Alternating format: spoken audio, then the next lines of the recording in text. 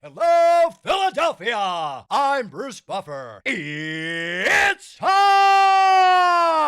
for the Anthony Gargano Show! Live from the Xfinity studio.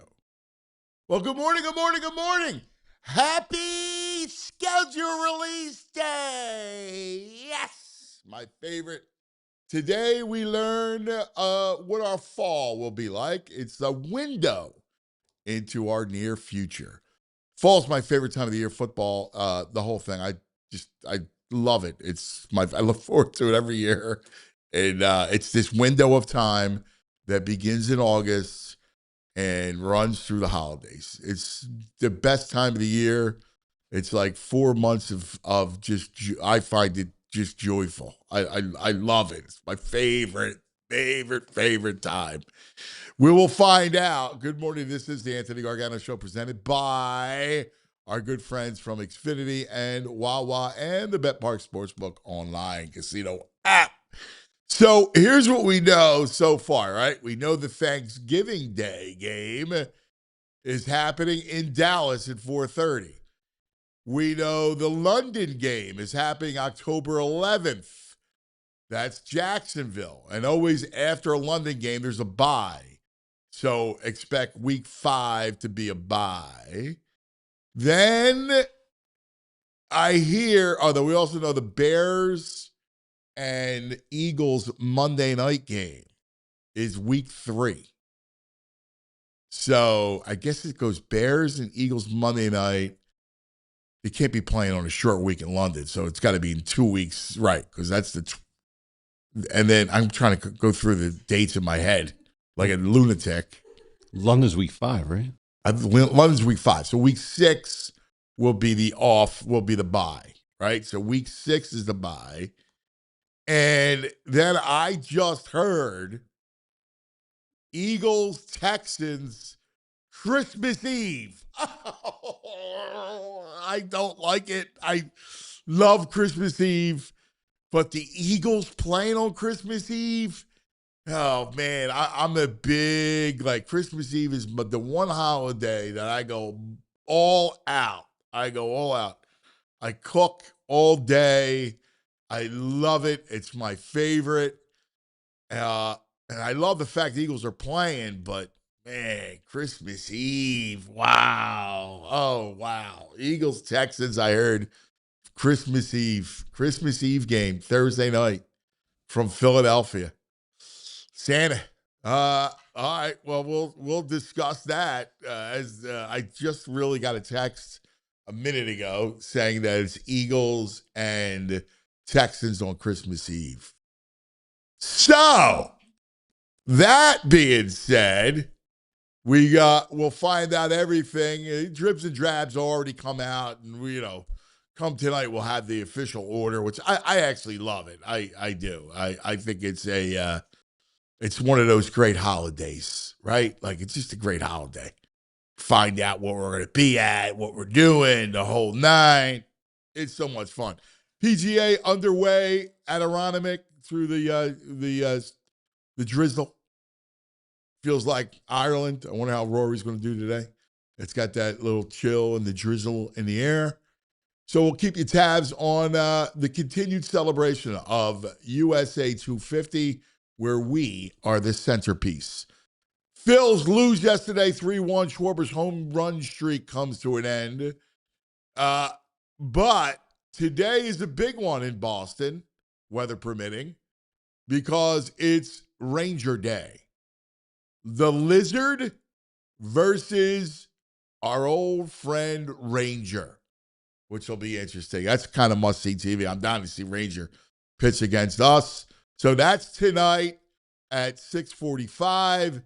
And also later today, there's going to be a press conference, a meeting from Bob Myers, the president of Harris Blitzer Sports, and Josh Harris. They will sit and meet with the media today at 4 o'clock and discuss who the guy is, right? Who's the next guy that will come in to run the franchise? Who's going to be the architect? And let's face it, it's a huge, huge gig. It's going to be really difficult because you're going to have to take a knee for a couple of years. So we'll get into that a little bit. And I know there's some names out there. One of the names, which it would be awesome, Andre Iguodala. But I hear that Dre is probably not interested in that. So I've been hearing his name out there, and I think it would be a great choice. But I hear that I don't think he has interest in this gig. So we'll see. The Kyle Korver thing was interesting. We'll see who else is who other architects would come through here.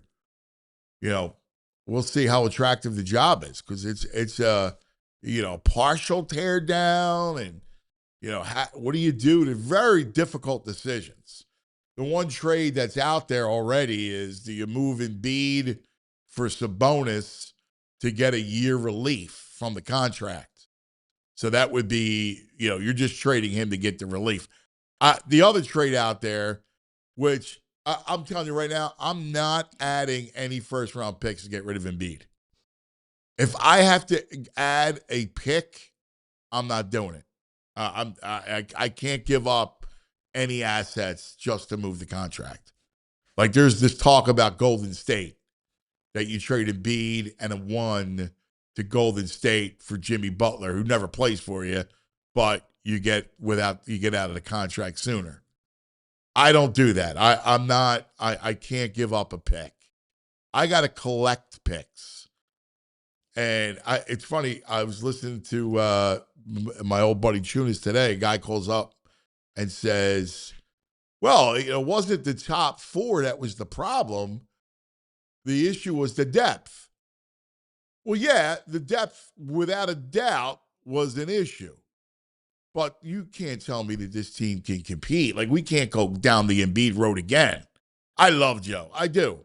But there's no way in the world he can make it through a 2-month playoff run. We see it.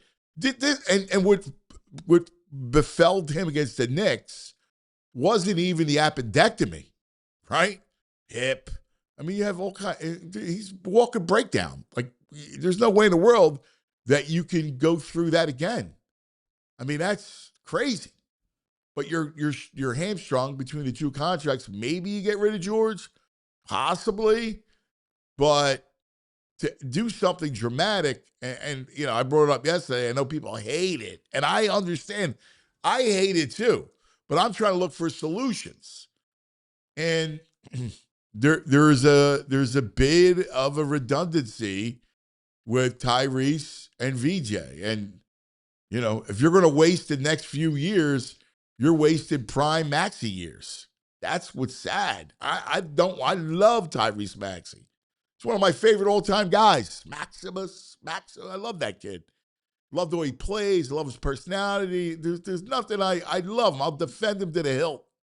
The only issue is you're wasting him. So if you're going to waste him, you might as well kind of move him and get as many pieces as you can. My buddy Vinny GM said, what about Chicago? You trade him for the 4th pick this year, right? That maybe you get, and then you get like a Giddey to run, just so he's a lead guard, tall lead guard who can run the point. And then you have VJ and Tyrese's role, that kind of thing. You get their power forward, and you get a pick next year. So that's kind of what, you may be staring at. like that kind of talk. You just got to get used to the talk. I mean, I don't know anywhere else to get out other than just wait, right? Like your options are you be proactive, you try to build a young team, or you just wait it out and, exist in this weird world and hope you get lucky, kind of buried. That's kind of what it looks like. And then Danny Briere is going to talk today, so we'll find out about, potential maybe moves, what they like, and how they reshape the Fly guys. Good morning, VG. What's up, Vampire? What's up, man? Happy schedule day. Dude, are you kidding me? Christmas Eve? Yeah, I'm out on that. I mean, I hear you. That's in my wheel. It's like Icarus flying a little too close to the sun for you there. I know. It's my favorite day of the year. I go all out. I know. You put the apron on. You got Italian music playing. I cook all day. The wine. Yeah, pasta flowing. Oh, yeah. I do 7 shellfishes, everything. Oh, yeah. I do the same thing every year. I go to get my fish. Samuel's? Yeah, Samuel's son's is Sammy Brown. Mm-hmm. That's my man. I get my fish. I roam around South Philly. Yeah. Right? Fresh bread, fresh, Dude, it's like a Hallmark movie. Following you around, little snow. I love it. I go to the bakery, right? I go to beautiful thing. Termini's. It sounds idyllic. I take my boys, my sons. Yeah. And it's great. I love it. And we have a house full of people. Yeah. And everybody loves it. And it's tough, man. I mean, it feels it's a little overkill, I feel like, man. Yeah, I get you. I listen. Like Christmas Eve, Christmas Day, and we got Thanksgiving Eve, Thanksgiving. I mean, I love it. I mean, I can't be a hypocrite. I understand where you're coming from. Like, I'm not going to argue with you and what you're saying is really beautiful because you're talking about the true nature of the holidays. I include it as part of the celebration, not a distraction. Yeah. Like the communal family watch is, I think, a fun thing. Like, I think we're all together and we watch and we share it together. I think that's part of the whole thing. The whole family, the women watch too with you and stuff? Or is it the guys sit around and watch? No, the women are all in. Yeah. Everybody's in. Yeah, I mean, even my mother-in-law will sit and watch, Okay. I mean, she's got to go to EAGLES. Yeah. But, my house will be split. Women in a different room. Yeah. Everybody, watching the way my house is set up, I got the kitchen's right off the living room. So, everybody's around. So, and then the TV's is there. So everybody will be watching. Well, that's kind of how it'll go. But my thing is because I cook and I cook all night. The kitchen's no notepad. Right. No notepad. And I can't concentrate. Please. I have a tough time concentrating on I have it on. You can't relinquish the cooking duties to someone else. So you focus on the game. No, I won't do that. Right. No, that's part of the deal. Right. Part of the deal is I do it. Yeah. And I mean, I did it when my mother passed away and my Anthony She used to do it? Yes. Okay, so you took And my Anthony was born, and this goes back to what, 09, 10, 08, actually. She passed in 08 and 09, Anthony was born. And so I said to Tam, I go, we'll do the fishes. And, we've done it every year, and it's great. So I hear you. But I can't watch. I can't watch the game. I'll have it on. I'll look and all. Yeah, I'll give you fist bumps and everything. But it's hard to concentrate. Yeah, cooking to cook right. You gotta focus. Right. Peg is not a good cook because she throws it on the pot and thinks you just leave it and go read a book or something. Come back to it. It stinks. Yeah. You gotta focus. No. Yeah, it's hard. And I'll do a lot of the prep work all day long. But you're still, I know. You still bebopping. But anyway, I love the schedule release, dude. I do. It's stupid. I get it. W's and L's. Listen, man, if you find enjoyment out of it, you find enjoyment out of it. It's not about stupid. I know. I love it. I heard that that dude that Tunis works with was talking about, it's so stupid to do W's and L's. Yeah. Listen, it's fun. Why is Obviously. it if someone likes to do it, You're they like, like to do it. obviously, intellectually, everybody knows that you can't predict what's going to happen. Right. You don't know injuries. You don't know circumstance. There's a million factors. So, yes, is it pointless? But all you're doing is an exercise in fun and thinking about the Eagles. Well, here's the thing. That's it. I don't quite exactly. I think I know who you're talking about. And if I'm right, I don't think that person's a bar person. And this is like a good bar discussion item. Schedule comes you out. also got to love sports. I mean, that's Yeah, but you know, like the boys at the bar will be like, "Oh, you look at the schedule. What do you think? How many W's?" Like that's just chatter when the guys get together. That's what we do. I mean, if you love sports and you love football, it's just part of it. Like, hey, what do you think? All right, let's go. Let's do it. Yeah, like, no one's saying like, "Oh, this is the way it's going to like be." it's gospel. Like I'm a prognosticator. Just have a little fun. But and it's fun to kind of make a story. Like all you're doing is creating a story about the season. Yeah. Right? Like, this just happens. Like tomorrow when we have we got a double dip of the great Pat McLoone. Love it. All right. Yeah. So Pat will do his headlines like he always does every Thursday. Yeah. And then tomorrow he's coming in. All right. And we're going to go through the schedule. All right. And I'll do dramatic readings. Hopefully he brings a 6-pack with him. A little Guinness. Be nice. Maybe we should have a schedule party. Yeah. I agree with that. Maybe I'll get some, who can get over to bring them? Some pickies or something? I'm trying to think. Maybe I can get somebody to come in and let's have a we'll little do fun that, with it. and we'll get beers because we can do whatever we want. See, it's almost like here. I peeked down the stairs. I saw my gift a little early because I like to know when the bye week is because that's when I plan. The pagan loves the fall. Yeah, I got to plan a big event weekend, and it's always around the bye. But now I know it's week 6. So what do you? What's the event that you do? Well, she's up my rear end to try and get her to Salem, and Salem in October is a disaster, from what I've heard. Really? Yeah, dude. You gotta you can't even get a motel or hotel in town. You got to take a bus into town. It's just packed. Yeah. All the vampires and pagans gather for the. They all gather. Huh? Yeah. Wow. But we'll go to Linville Orchards. You do some pumpkin carving, all that stuff for her. So it usually happens on the bye. Like we got married on a bye week. The bye week's a big part of our life. You did? Say, my wedding is the bye week now. My wedding is going to be the bye week. Yeah, that's the way. You planned it on the bye. I didn't. I was just you got Eagles lucky? miracle, because I didn't know until right now. Wow. Yeah. So I wouldn't lock in a date till the schedule came out. I had to, and so I was like, "Oh, please just let it be a bye week, maybe." Never thinking it would be happening, and then it is. Yeah, Wow, that's nice. fantastic. That's great. That's great. Yes. So now, no I excuses to wanted not to come. do August, so I was clear. Did you do August? August 2nd. Ooh, August is a hot one.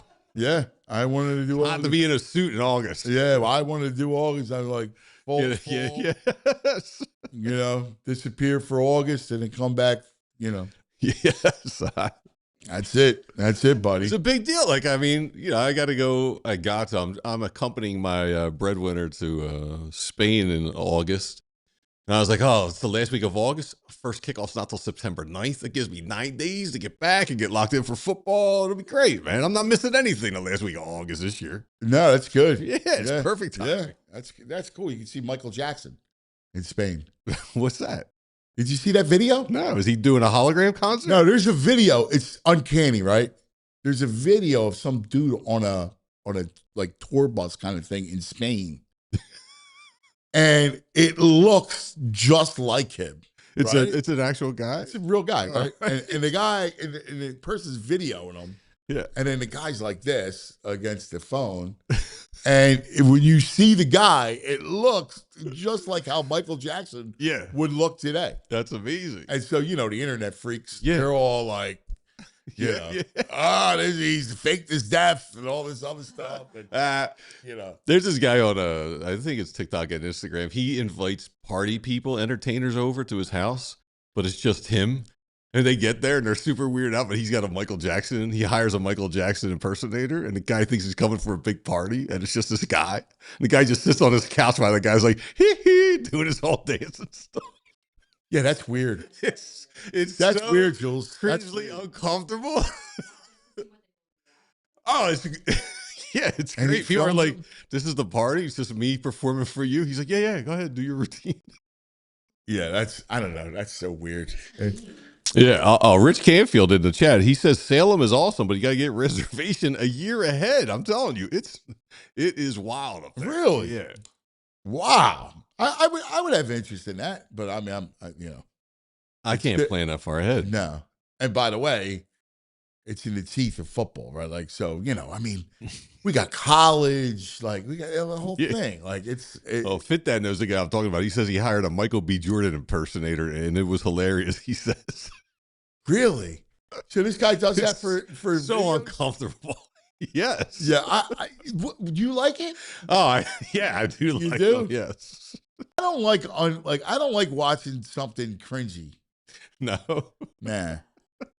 I'm out on that. Like, It depends on what kind of cringe.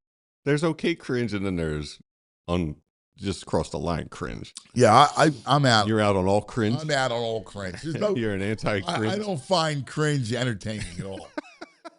Yeah, I don't know. There's so much of it. I just go, I'm out. Oh, we got Mon Dollar, who's always in here. He's always contrarian. I like his takes. It's okay to travel, fellas. Sports can wait. You aren't on the team. LOL. Yeah. Yeah. No. Good to have you with us. Yeah. Sorry, buddy. We take this serious. All right. Yeah, we take this stuff serious here. And is it stupid? Yeah, but that's how it goes. Right. Do you like? Would you do the Embiid to the Kings? I do Embiid to anybody. Yeah. Yeah. I just got to get out from this contract. I mean, you're probably going to have to give a first. You don't think? Not to the Kings. No.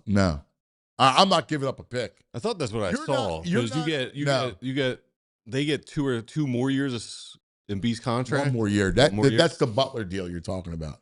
No, I thought. Well, The bonus has 2 years. 2 years. So you're only gaining an extra year. Right. So, but I'm not doing any trade if I have to give up a pick. And it's You can't give up a pick. What the money does you no good. You need to draft. You get the money going, you can bring in LeBron. We star hunt some more. Bring in 42-year-old LeBron. Free agent, right? Free up some cash. Get a winner in town. You're starting already. That's Jules, someone mentioned that in the chat. I was like, I better bring it up. Jules, he's starting already. Jules, I know. I'm trying to come in with a good attitude, and he's starting. I know. I need you, Jules, because I can't do it. Thank God. I'm not here. It's a good day. It's a scheduled day. Sabonis he only played 19 games last year. You're not trying to win. You're not going to win. Here's what he played. It's about the getting out of the years. I get an extra year. I'm out a year earlier. Right.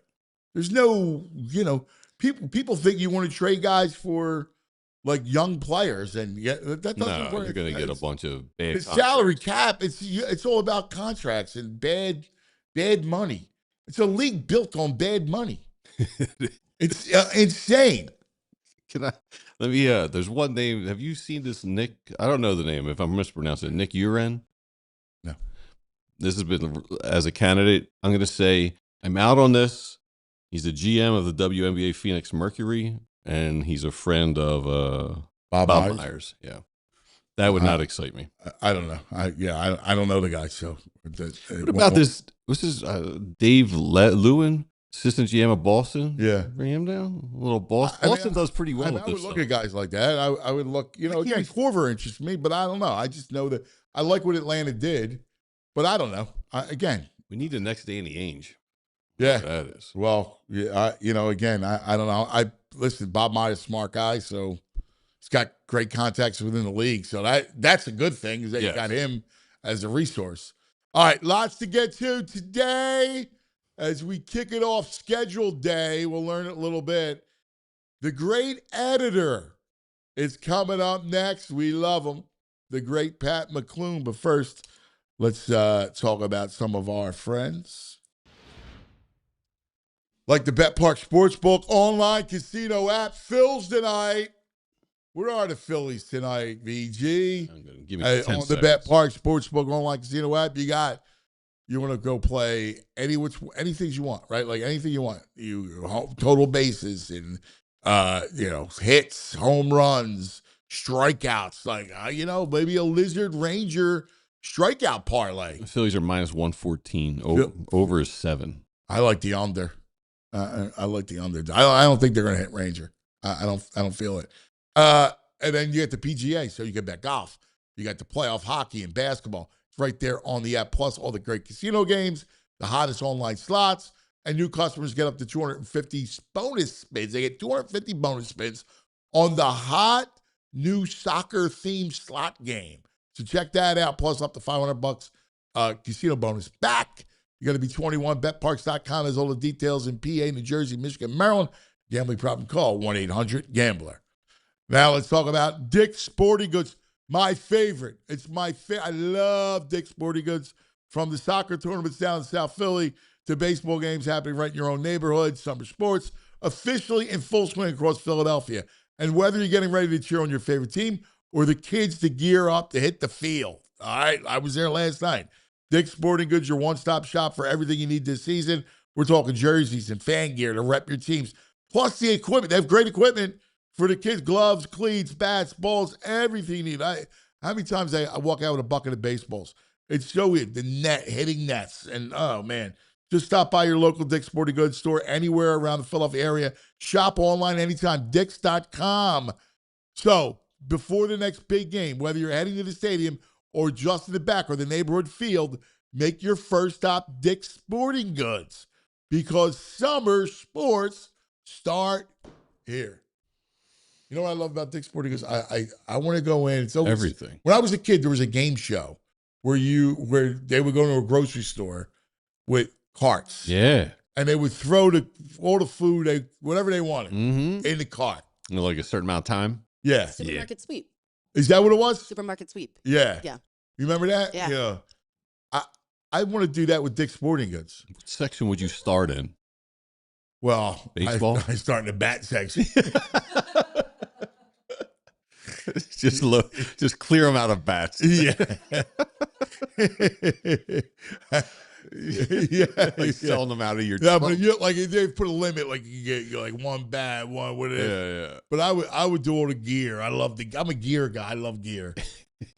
I wish I was a kid today. They got it made, man. You should see the football sleeves. It's all even the mouth guards. Like we had these crappy, remember them things? Like they were like these plastic.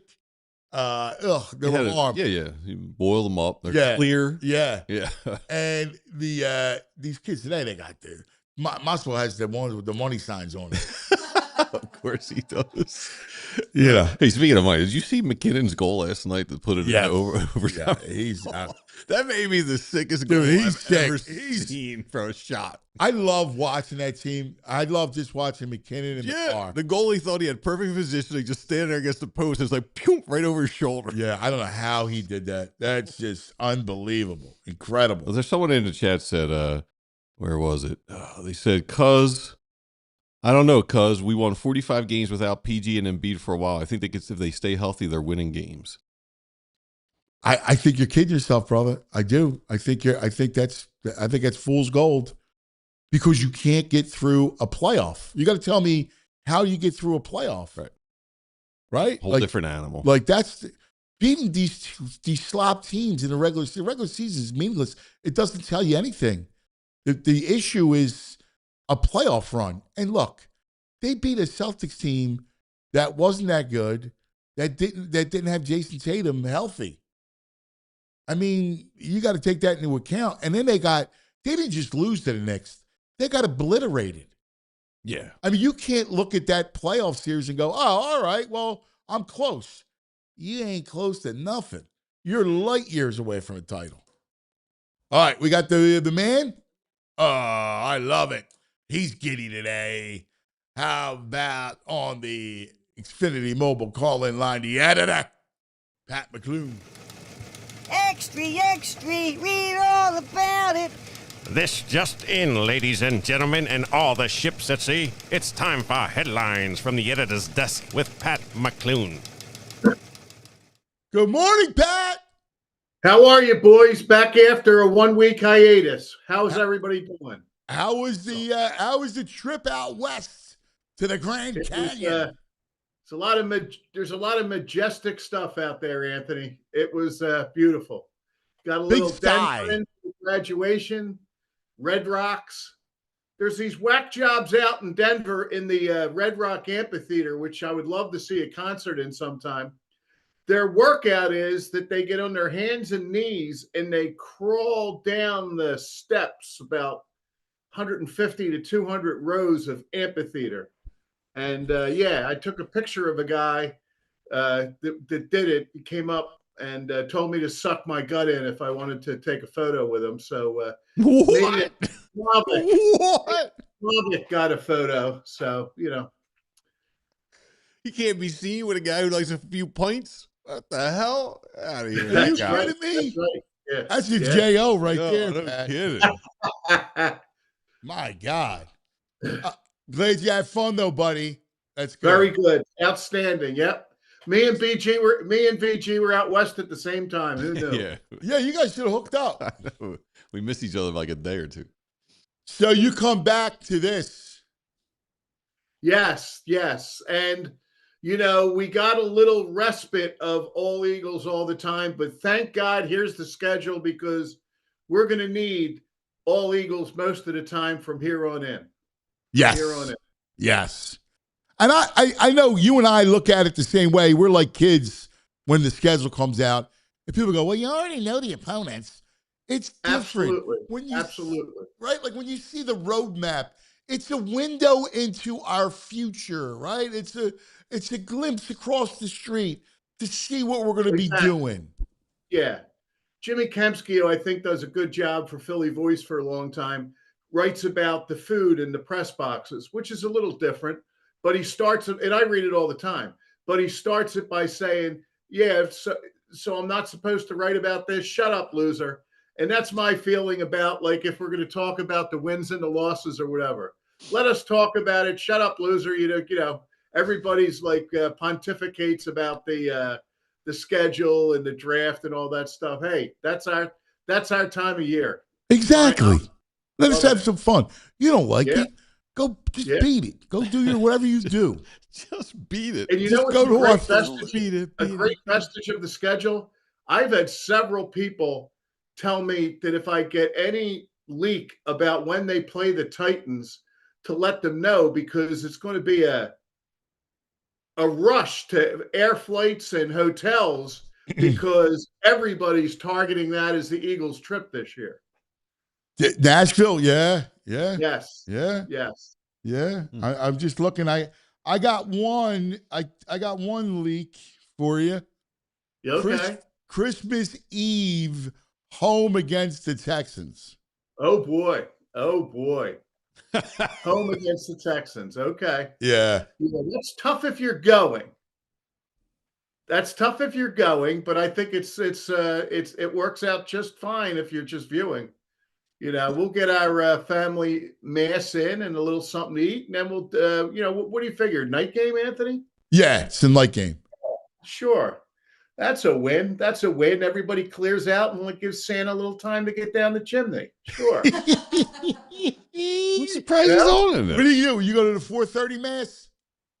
We go to whatever mass Monsignor McLoone is going to say, and he says it he'll say it in the house for us or wherever we're at. We get our own, we get our own family mass. It's a beautiful thing. That's fabulous.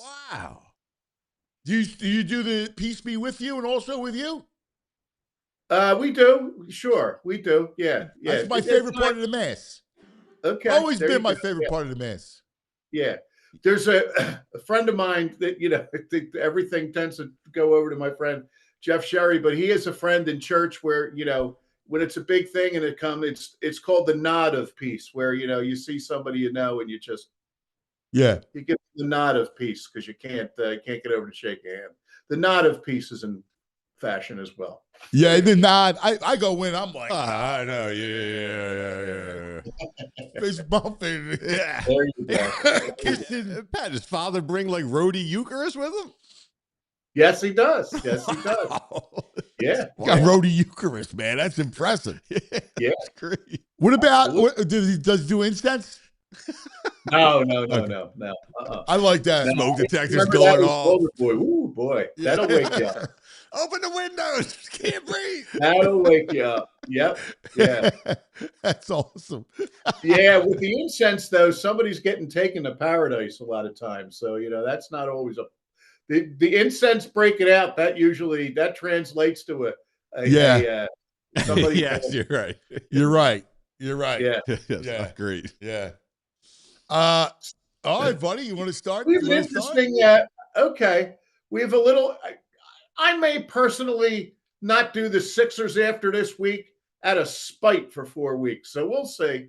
But I'm dying to hear your thoughts on the Sixers. Good reason to do the Sixers. We have the Sixers. We have the Phillies. We have the Eagles. This week, you got to have golf. And after doing this for nearly 2 years, I'm going to break out a category named Anthony Gargano. Oh boy. Yeah. And that's been a well-kept secret between Julia and I, but it'll go fine. An observation made on a plane on the way from Phoenix to Philadelphia as I listened to the show. Okay. So, what's your pleasure early? Let's go. You know what? I would love to just go Sixers. Like bookend Sixers and Eagles will be one. Go Sixers because there's so much to kind of unpack with you. Absolutely. As a hoop man, I'm dying to hear your take. Absolutely. Now, I listened to the show last week. I downloaded it. That'll become a factor later. But I know your feelings on this. I don't necessarily know VG's because it was Jamie, but you and I slightly differ in that I still look fondly that they beat the Celtics. I know it was a wounded Celtics team, but we were in we had a restaurant celebrating this graduation, and we had them put that game in there, and it was looking dire. They were coming back, and it was going to be the misery of all-time misery. And they cut it. They had about 3 looks to get ahead the Celtics. And I was furious because I couldn't listen to the audio. And I saw Embiid going in the corner. I go, what are they doing? What's that client? What's he doing in the corner? Little did I know he was on his last leg. And Nurse basically said, look, do what you can, go in the corner, and, Tyrese, bail us out of this thing. And that was kind of wonderful to see.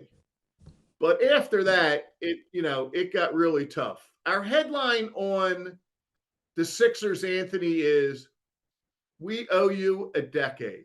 Okay. Oh man.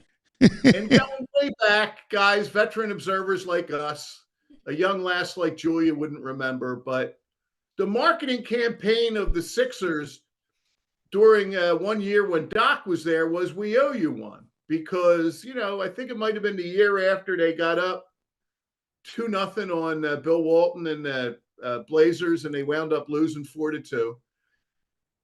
But so they owe you one. And, that team could deliver. It's at least a decade that this franchise just puts such a sour taste in your mouth.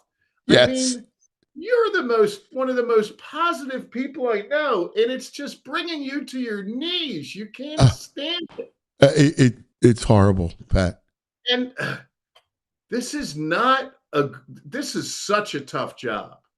Whoever gets this job, it's brutal. I mean, my God, you wonder who would want it. And I hate to say it, but I think that somebody who really knows what they're doing, I think they might just have to eat it for a couple years. Yes. If something like the Kings developed, then that could be possible. Oh my God. And I think it speaks to how goofy the NBA is. I don't think the NBA is particularly well run anymore. No. I really. And Anthony, you just can't bail your way out of this. No. You can't. If there ever was a time that you wanted to just take Tyrese and VJ and tell them to go across the street because we're blowing up this building, now would be it. But you can't. You can't just go back and try to do it. But, Morey certainly deserved what he got. And one of the reasons he deserved what he got is that he didn't even try around the edges with this team.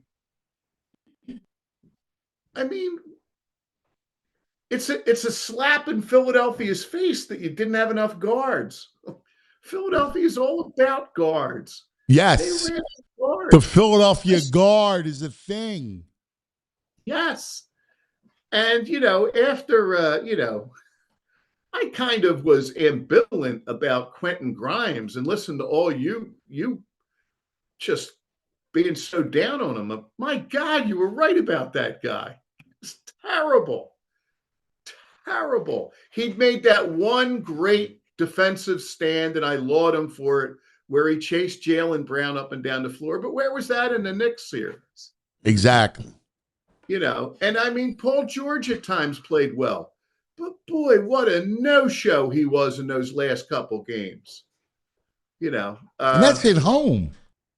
Like at home, you got no pride.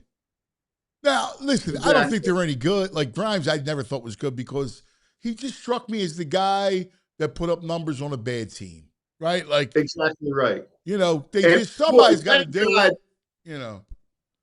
If only Daryl Morey could have exercised the muscle that he used in the offseason when Grimes's people tried to shove a 3-year, $20 million a year deal down their throat.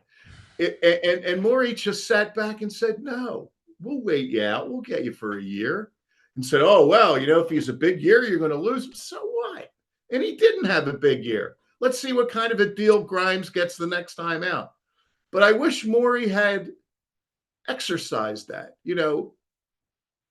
There's a lot that can be said about Morey that you can't argue that Embiid's been really hurt and George has been hurt. But you knew that when you signed George. You knew that the guy was in at the back end of this. You knew he was going to be nothing. And you knew that Embiid was hurt when you signed him for that many years. You might have needed to exercise that muscle and say, we're going to take a chance here. We're going to give you a max contract for 2 years. Yes. You didn't have to give the third year to match George. Like, what were you going to get? Like, it's almost like they were like hoping for the perfect scenario, the perfect outcome, the one, plane of existence where they actually win. Right. It's this notion that all of a sudden next year Embiid will be in the pink of health and Paul George will be 28 again. And, here we'll make a run for it. That's never going to happen. That didn't look possible 3 or 4 years ago. And now we're really just saddled with it. And it's tough. But I do agree with you that Myers is a smart guy who's connected. I think even if we bring in a really good guy, they're just in a tough spot for a while. But that doesn't mean they can't get a guy. They can't get somebody that's going to rebound that they're going to put on the floor, that they can't get a couple guys that can shoot the ball for you. I mean, you could have, and believe me, that Knicks team, that's not the Jordan Pippen Bulls that are out there, I don't care how many Villanova guys they stack up on that team. I admire the way they play. Josh Hart ticked me off the other day, but you know what? Nobody plays that. I would love if there were more people that played like Josh Hart. He gets everything he can out of it. I don't know. I hate feeling so helpless about a franchise. I know. That's exactly the word. We're all helpless. Yeah. You're the other thing too, Ant, you can't fire the owner. Well, that's where I was going to bring it up to you because the only guy that you blame, to me, more than Morey is Harris. Absolutely. Because you can argue, Moore can argue, hey, man, like I was under, I had to go get under the tax, right? They never want to go over the tax. So you wonder why my bench is thin. It's look upstairs to the owner. Exactly right. Exactly right. When you put so much in the basket and you give yourself nowhere to go with it. And, he's definitely a hate the face guy on that side, sideline. Yes. Oh man. And you know what? I don't see the Commanders or the New Jersey Devils winning much. No. New York Browns were trotting out the stuff about their gloating and pumping their chest or whatever, and about what Philly, in hockey, the Flyers get in there. They have 3 teams up there. They have the Devils, Islanders, and Rangers. They all missed. Yeah. They have stinking Mets that still stink. They have all those. And by the way, I'm sorry, the last time the Knicks won was when? 1973. My 8th grade year. Yes. There you go. And guess what? Willis Reed's not walking out onto the floor against the Oklahoma City Thunder anytime soon. No. I hope that, they might get to the final, though. That's the other thing, Anthony, and you and VG were on it early. If there was ever a year for the Sixers, it was this year, because it has played out. It has played out. That East is awful. Maybe if you didn't trade McCain and you added to the roster, like the kid, DeMonsu, the kid from Chicago, who was a guard that could actually play, but like he's a combo guard. He could actually play lead guard for you a little bit, right? Like, because you saw Maxey needs to play off ball. He's not an on the ball. He's not a lead guard. He's better off the ball. I mean, you saw those turnovers at the end of the game. Like, that's not his game. And God bless him, he tries, but he needs to shoot. He needs to cook, right? And VJ's not a lead guard.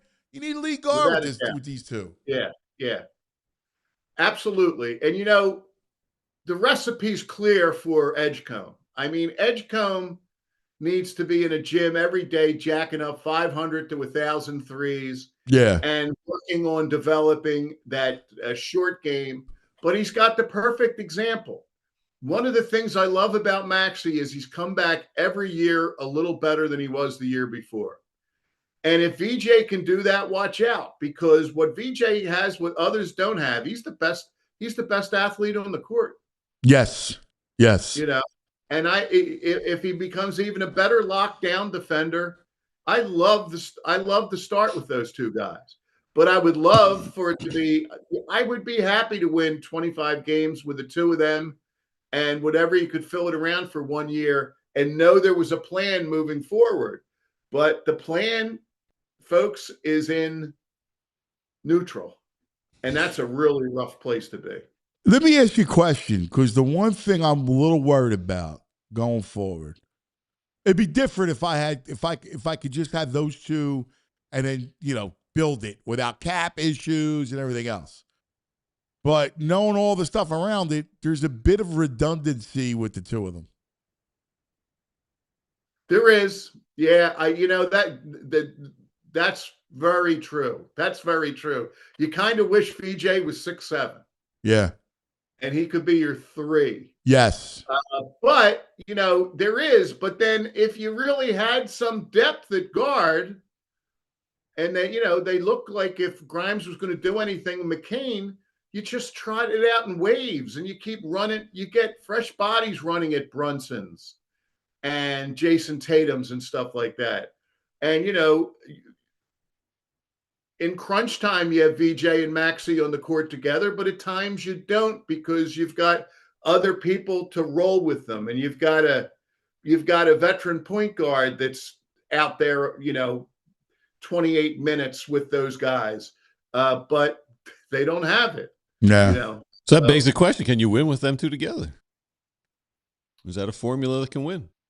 Well, I think, sure. I think you can. I mean, you can't win with them alone, but I think you can win with them. It's not the perfect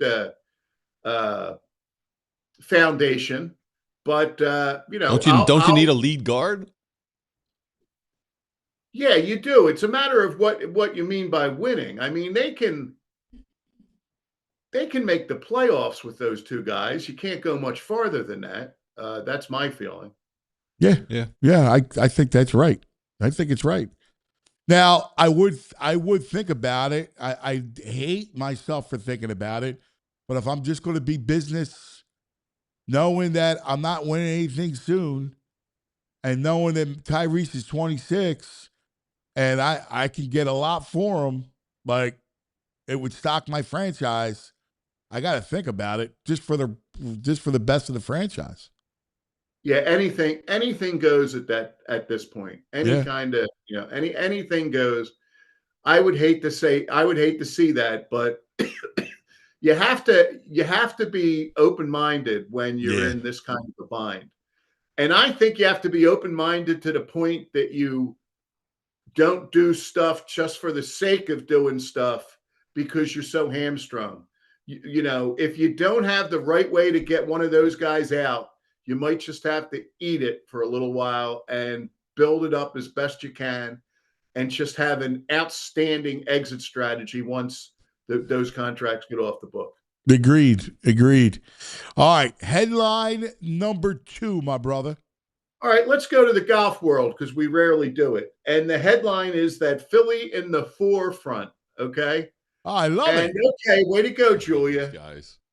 The photo there. Did you see this, VG? Yeah, it's a nugget I was going to bring out later. I'm glad you brought it up in case we don't get fabulous. To it. This is a homeowner in Newtown Square that built a platform up in their backyard, and they're just piling them in to look at the action off the 14th green at Aronimink. And that's the kind of Philadelphia thing we're looking for. Love it. That's awesome. It's like Wrigley Field. Yes. Now, VG, do you think the PGA will do something about that? I know they're not happy about that. They don't want this to become a thing. Yeah, I would imagine. I kind of do. Yeah. But I love the ingenuity. I love the Philly-ness of it.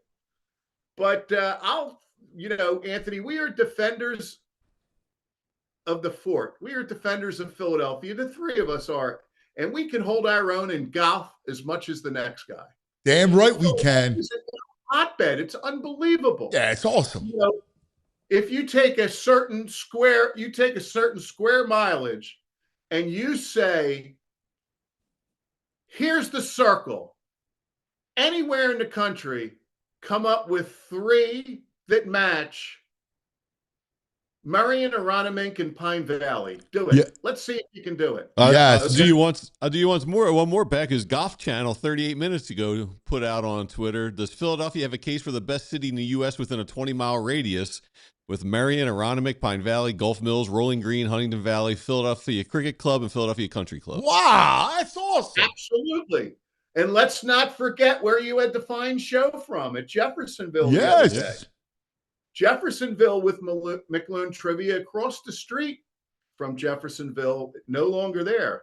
But it was the former Murphy's Deli. And my wife's a Murphy, and that was the family business. So that's awesome. That's very cool. So I worked my way up, and I know where that Jefferson Golf Club is. But here's another thing, too, making the case, I'm willing to be a statesman on this one. I'm willing to throw Pennsylvania out there. You trot out Oakmont out there. You trot out the home of Arnold Palmer. How about this? It stands to reason that the most golf courses per state are in your warm weather states like California and Texas, and they are. Pennsylvania comes in number 6. Wow. On most golf courses in the country. That's awesome. It's impressive, but I don't want to give Western PA some love. I think we just keep it. Philly's the best city. Let the Western PA hang with themselves. Do whatever they want out there. Okay, parochial Pete. That's normally my move, too. Yeah. Yeah. But it's Philly. Florida, California. I don't know how Michigan gets in there, but they do. Florida, California, Michigan, New York, Texas, Pennsylvania. So you can make the argument. And these guys are paying the price. I have the privilege of serving on the board for one of the great charitable things in town, the Johan Boxing Gym, who does so much work for people with autism and Parkinson's or whatever. one of my new friends on the board, this Greg Morgan, is an Aronimic member. He said they haven't been allowed on the course since October. Wow. Yeah. Yeah, that's what happens in preparation. Yeah, And they're makes not sense. knocking down those fees, Yeah. But it's a point of pride that your golf club gets a major.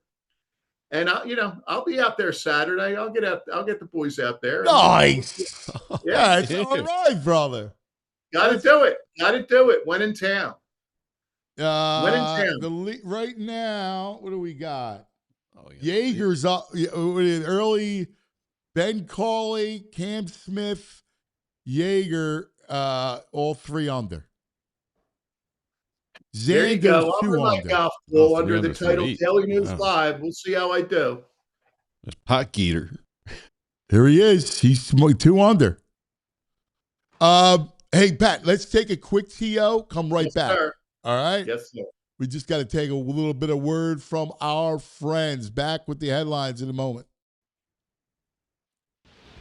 Upgrade your home for less during Ashley's Memorial Day event. Right now, save up to 20% on beautifully crafted Ashley furniture or take advantage of 60 months no interest financing. 0 interest, and that's with no minimum purchase.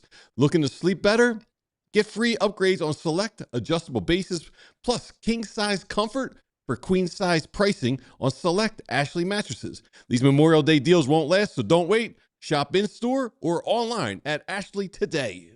For the past 30 years, Golden Nugget Jewelers has operated out of the very same location in the heart of Philadelphia. Customers from across Pennsylvania, New Jersey, even Baltimore, New York City have come to Golden Nugget Jewelers to find that perfect engagement ring, wedding band, or gift. Their staff is highly trained and dedicated to providing a personalized experience. I've gone there a couple of times. I had to replace a diamond in a ring. I had to get a necklace. They're not pushy. The staff is super informative. It's just a great shopping experience. They have a vast selection of engagement rings and wedding bands, along with high-end watches, fashion jewelry, sparkling diamond necklaces, bracelets, earrings, and everything else you could think of. You receive a final cleaning and written appraisal with every engagement ring purchase. And Golden Nugget Jewelers, they're family owned. They've been operating since 1987, right there on Chestnut Street at 8th in downtown Philadelphia. You deserve an expert, and you deserve the best price. Golden Nugget Jeweler, where Philly gets engaged. Visit goldennuggetjewelry.com. Upgrade your home for less during Ashley's Memorial Day event. Right now, save up to 20% on beautifully crafted Ashley furniture or take advantage of 60 months no interest financing. 0 interest, and that's with no minimum purchase. Looking to sleep better?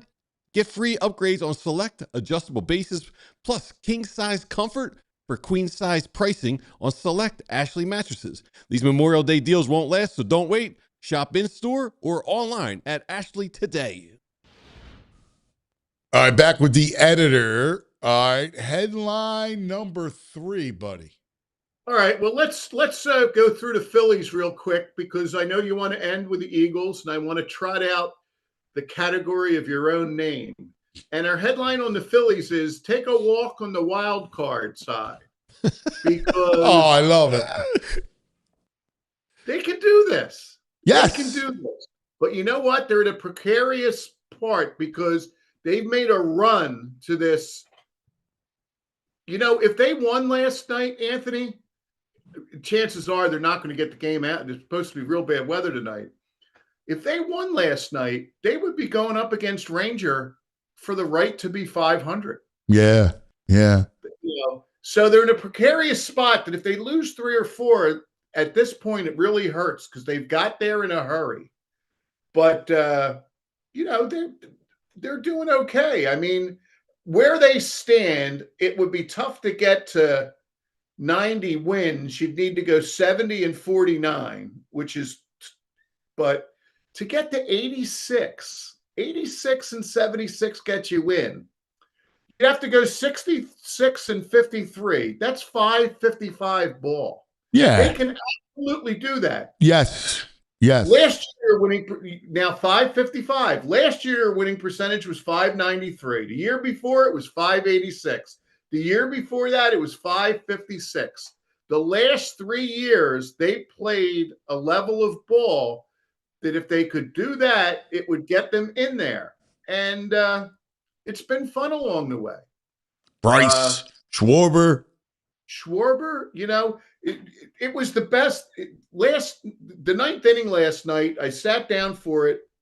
It was the best of worlds, the worst of worlds, in the sense that down 3-1, Schwarber works a walk. Mattingly does that double steal with what a great move that was. Totally caught them sleeping, gets to second and third, gets them in a position where a base hit's going to tie the game, and here comes Bohm. And all three guys struck out. Bryce struck out, Garcia struck out. But now here comes and Turner bats for Marsh, which, by the way, has the batting the person sitting as the top batter in the league. Has he ever been pinch hit for? Well, he was last night. How about that? And so they walk Turner, and now Bohm comes up. And like the other two guys struck out, but Bryce was trying to hit a ball to Canada, and so was Garcia. They get down in that feeble swing, that third strike with Bohm. Come on, man. I mean, when he first came up, he was a good on-base guy. I get that it's Chapman, but if it's that big outside pitch and all you're going to be able to offer is this, no. I didn't see it. It wasn't. That was a filthy pitch, wasn't it? I mean, you didn't expect the pitch from Chapman. It was a filthy pitch, BG. Like but you have to. At some point, you have to think to yourself, if I wave this like a magic wand, is it going to be a hit? No. No. So that was the, that was like a knuckleball, though. You don't expect it to break out away from you when a lefty's throwing at you like that. I don't know. It was a crazy pitch. Yeah, boy, that Garcia, man. I'm surprised it was like chest high. Really, I was at Mossimo at a game last night, so I was at the game. I didn't get a chance to say it. Well, I hope Massimo. Let me tell you something. I don't truly know your son. I know everything. I love what I hear. I love when you talk about your boys. But I will venture a guess. When there's 2 strikes on him, or at any count, Massimo never does this. Massimo takes that way too expensive bat that you're going to get in the shopping spree at Dick's, and he takes a full cut like a grown young man. Come on, dude. Were you just like, man, this kid needs it. Win this game. Like, walk, you know what I mean? Tie it up or something. Anything. Bohm could really use it in that. Oh, God. Like, just flails at that pitch. Oh, man. That's bad. Yeah, if Moss and the boys saw that swing when they got in to have a little something to eat after a long day, they would be disgusted. Let me tell you that. Oh, that's great. All right, well, let's move on here. Okay. If you have the time. Okay. Oh, yeah. All right. No, I moved Kevin to 10:20 because I wanted Okay. a lot to catch up because you were away. Beautiful, beautiful. Well, let me set this up a little bit, all right? So this time last week, not this time, but this day last week, I was flying back a Phoenix to Philly flight. And my wife and I, when we travel, we always get the aisle seats across the aisle from each other, okay? And so we're set up, and I've got my downloads, and I put the show on because, okay, and I'll give Julia the prompt at the right time. I put the show on, and I'm there, and I'm laughing out loud. And Tracy looks at me, what are you laughing at? And I just say, Anthony. And so she knows noddingly, because you were fed up and you hit a number of things, and it was a pleasure listening. And there's only one VG, but Jamie does a great job. So it was a good show. And you had on Kevin, you had Mike Sealski, you had Charlie. I had Sealski play you. I saw that. And I wrote the headlines. They weren't that good, but I tried to do a pat and write some headlines. I heard the whole show, and it was great. And I got a kick out of that. And Mike played along as well he would. But then, especially with Kevin, I started hearing everything. It started in my mind. I said, Anthony this is his own category. And one of the things that you and I have been friends for so long, because we share the love in Philadelphia sports, we share the love of Philadelphia, we're very defensive, we love the written word, we think a lot alike. Let's face it, a lot of the ways we think alike. But on this one, it's a slate bone to pick, because the headline for the Anthony Gargano category is wretched excess. Okay? And there's our friend. And I start putting this together. Anthony, you're never going to be satisfied with your favorite things. A lot is a lot. More than a lot is more than a lot. But you're never going to be happy until the NFL has a game every day from Labor Day until Valentine's Day. 100% true. Happy until they go 24 on the college football. You don't care how many people are in the tournament, as long as there's meaningful NCAA basketball for like 35 straight days. Mm-hmm. And at some point, I think it's too much. Now, they're getting close, Anthony. Think about it. The NFL is officially a Tuesday away from going week to week, because now last year, they trotted out Black Friday. Yeah. This year, they trotted out Thanksgiving Eve.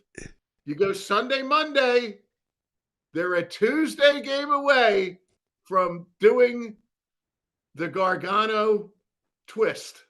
Yes. You wouldn't want There that. it is. The hell I want. Tuesdays for action. You got Tuesday. That's all. Can't step on the Mac. Come on. And you just love it. They're your favorite things, and you just want it every day. And one thing I say about it is, doesn't it devalue our sacred Sundays at some point? There'll be 2 games on Sundays. No, well, you can't. You have the international game, the 1 o'clock, the 4 o'clock, and the Sunday nighter. Yeah, we get 4 games on Sunday. That's all I want. I can only watch 4. I can only watch one at a time. No. See, there we go. Another disagreement. This Red is zone. this is killing us, red zone guys. VJ. Yes. I hate a 4 o'clock when they've got 2 There's games. like 3 games on. Red zone stinks with 3 games, 2-3 games on at 4 o'clock. Yeah. You need a full slate on Sundays. You gotta watch the full Sometimes game. the games stink. The games never stink. Get out of You here. can always It's like find beauty in Colts the game. Browns. Who wants to watch Colts Browns? I'm in. No. No, you're right. You're 1,000% right. Truthfully, though, I never get tired of it. Like, next day, let's go. I don't get tired of it. I freaking love it. I've told you before, I worry about when you sleep. And if this happens, that 3-hour sleep that you get is going to be down to 2.5. And I'm going to really start worried about my friend. It's true. Like the prime time games, like half the time I don't even go upstairs. Like I'll wind up just falling asleep on the couch. Like I watch the whole game, whatever it is, you're done. It's 12:30. I'm like kind of your brain's still rolling. And then like you sit there for a moment. And then the next thing, and then I get up at 4:30. So it's like, and my wife's like, I said, I'm watching the game. It's another game? Like another game? You're right, Pat. You're right. And it also extends to, you're good with the 18-game NFL season. Would you be good with 20? I mean, listen, I would be good with 20, but that would be it. That's Yeah, it. okay. Okay, crazy. Okay. You do have your limit. Okay. Yeah. So You're anyway, right. It's way too much. wound up The college getting- football, 24 is too much. But I like it because I think I can incorporate all the bowls, right? Like there's a good workable number. And my theory is when people go, well, there's only a handful of teams, 8 teams can win a national championship, or in college, right? Basketball, I mean. You got 10 teams that can win it, or 7 teams that can win it. But it's not about all the rest of the field. It's about who the rest of the field can knock off that is a championship contender. Like the best teams have to get through the gauntlet. Right, and I root for the group. I root for the non-group of 5 teams in college football, and they're so quick to. They were so disgusted that James Madison and the other squad were in this. Yes, year. Yeah, I would love to see a James Madison over Ohio State one year. That would be beautiful. Yeah. Are you good at week 0, or are you looking for week -1, week -2? Yeah, I'm down with that. Yeah, we'll go negative integer. Starting August 14th. All right, week -4. Let's go. All right. He would have to move that wedding date back to the 4th of July, VJ. Let's go. Love it, baby. Yep. You're When 100% right, engaged, though. Tracy I'm Morgan- not arguing. It's just Yeah. being honest. And I'm not, like I told you, don't worry about it. But I get a bone to pick, and I get a big kick out of it because you're a guy that loves his favorite things, and you just want more and more of your favorite things. Pat, it came close to crossing the line this morning with the Christmas Eve, though. That one stung him a little bit. Okay. Finally, huh? Only because I just cook, like and everybody comes over, and I cook. It's like a big deal. The Christmas Eve tradition for us is a big deal. And I'm not gonna. It's hard to concentrate on the game because I cook till about 10:30. Yes. Yeah. Well, it's a test. Yeah, It's a test. It's a test of your sports backing out, whether you can take that on. Yes. Yeah. All right, we got birds. Well, and thank you. I'm looking forward to making the trip down tomorrow. And we'll go over it. And our headline on the Eagles is waiting for the schedule drop. Yeah, baby. And I guess my question to you guys is, is there anything you're hoping for in that schedule, Anthony? Is there, you know who they are? Does it matter to you how it drops? 0 1 p.m. Sunday games. That's what I would love. All late games, 4 o'clock prime I love time. a Sunday 1 p.m. game. I hate the 1 p.m. games. I'm not a fan of the 1 p.m. either. Okay. You know what it is? It reminds me. Let me see if you get this, because you'll get this reference. But it reminds me when the Eagles were not relevant. Yep. It reminds me of like the 90s, the 80s, like when they weren't good. It reminds you of hoping the TV station buys those last tickets. Yes. Yeah. Cardinals games. Yes. And I don't know. I got a bad I'm with you. connotation with it. Feels ordinary. Yeah. That's special. And I want more primetime games than the Cowboys. The Cowboys Yes. do not deserve more primetime games. Agreed. Oh boy. Yeah. I'll tell you, 1 o'clock Cardinals game back in the day, that was brutal because the Cardinals were just a thorn in your side. When will we find out? Will we find out Sunday morning? We find out Sunday morning they bought the tickets? No, Friday night. Friday night. It was Friday night. It came out, right, Pat? Like WCAU. Yeah. Right. Thank you, Channel 10. Yeah. I remember being grateful. Thank you, Channel 10. Yes. Yeah. Yeah, you were willing to put on Herb Clark and listen to the weather because they bought your Eagles tickets for you. Yes. There you go. Yeah. I was like, all right. I hate the news, but all right, I'm in. Yeah. And when I'm old enough and I get money, I'm going to buy a Ford because the Ford dealers let me watch the Eagles. Yes. Yeah, exactly. Yeah. I'll tell you, and we'll get into it in much more depth, but one thing that kind of threw me for a loop on this Eagles schedule is it seems mathematically impossible, but every analysis of the records and stuff has the Eagles schedule, and it means nothing until they play the games. But these mathematical analysis of the schedules has the Eagles having the easiest of the 4 in the NFC East. I don't see how that's possible with a first place schedule, but there's a lot of people out there to trot that out, Yeah, I don't know. I'm with you. I don't see it. All right, you asked me what I was hoping for. I got my wish, and that is I would love to do a London game. I've never seen the Eagles abroad. I love to travel, and the Eagles London is something that I really want to go to because I've never seen. I would love to see the Eagles play in that city. I think that would be the coolest thing in the world. There you go. There you go. And listen, that Sam owes you one over there. So if you go over there, he better start laying that groundwork for a man of your distinction. Well, we got our friends at Passyunk Avenue. He's got JP got 3 bars there across London.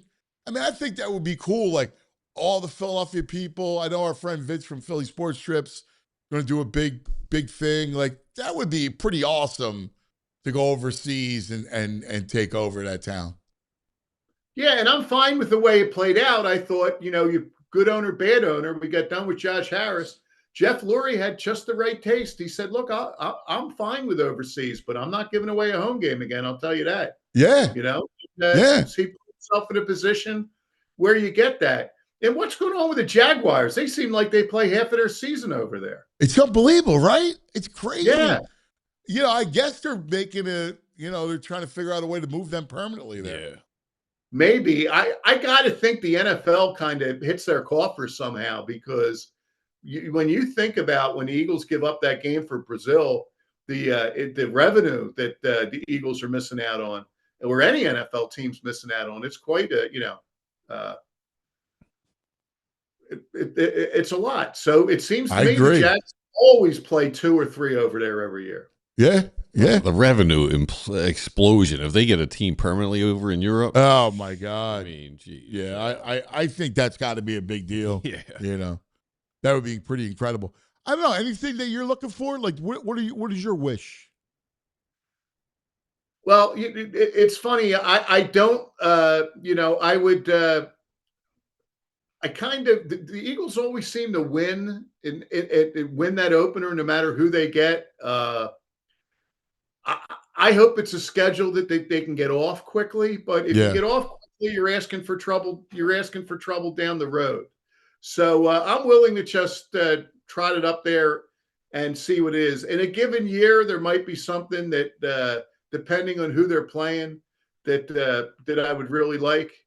But no, I'm good. I just was interested in what you guys would see out of that. Do you love I am in love with Thanksgiving.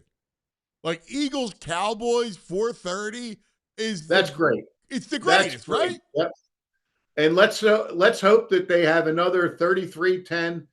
Boy, how great is, we often talk. The one thing about a 1:00 game is if you get a nice Eagles W at 1:00, you just sit back. You're the master of your own domain from 4:00 right through Monday, with sizing everything up with it. And it's the opposite if it doesn't go that way. Oh yeah. If the Eagles knock them out, and that will not be easy this year down there. But if the Eagles come up with a W there, and I think who I'm going to pick in those games tomorrow. But if the Eagles get that one, boy, that makes that later game even better. Makes that game even better. And you know what? The game in Detroit's a nice one too. It's Bears, Lions, Eagles, Cowboys. I'm not sure what the night game is, but that's a great 1-4. You got I love it, man. I think it's great. I do. I think it's awesome. I think it's BT's out on the Thanksgiving day. I'm out at 4:00. That's all. I want the nighttime one. That's all. I want to be done with dessert and festivities and just relax and focus on the game.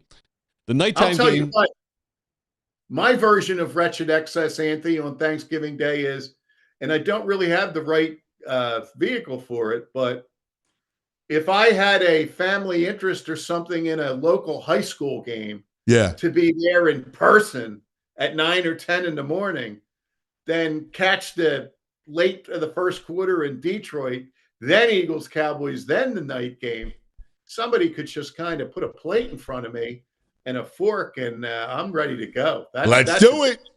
Let's go. That's the day. The late game is Chiefs Bills. Oh, that's awesome. Yeah, that's the premier game. Like the 8:00 game's the premier the game. 4:30's premier. Chiefs Bills is the premier game. That's a good one too. Great one. That's a triple header. That's a great Thanksgiving. Well, the eve. That's where you want to encourage your wife to be a Black Friday person, because after that kind of thing, then you just sit back and enjoy Friday morning after a great Thanksgiving. The eve is Packers Rams. That's good. Black Friday Broncos Steelers. Wow, that's some great games. My Let's do God. it. Pat, They are loading that up. They won't have anybody left for Tuesday. I guess Tuesday's Tuesday game's gonna have to be Browns Jets or something.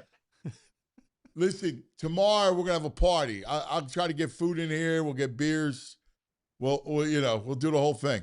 All right. Well, I won't turn that down. I'm looking forward to it. I appreciate coming down. I started with you guys doing that one day, and we've been doing it a while since. So let's go.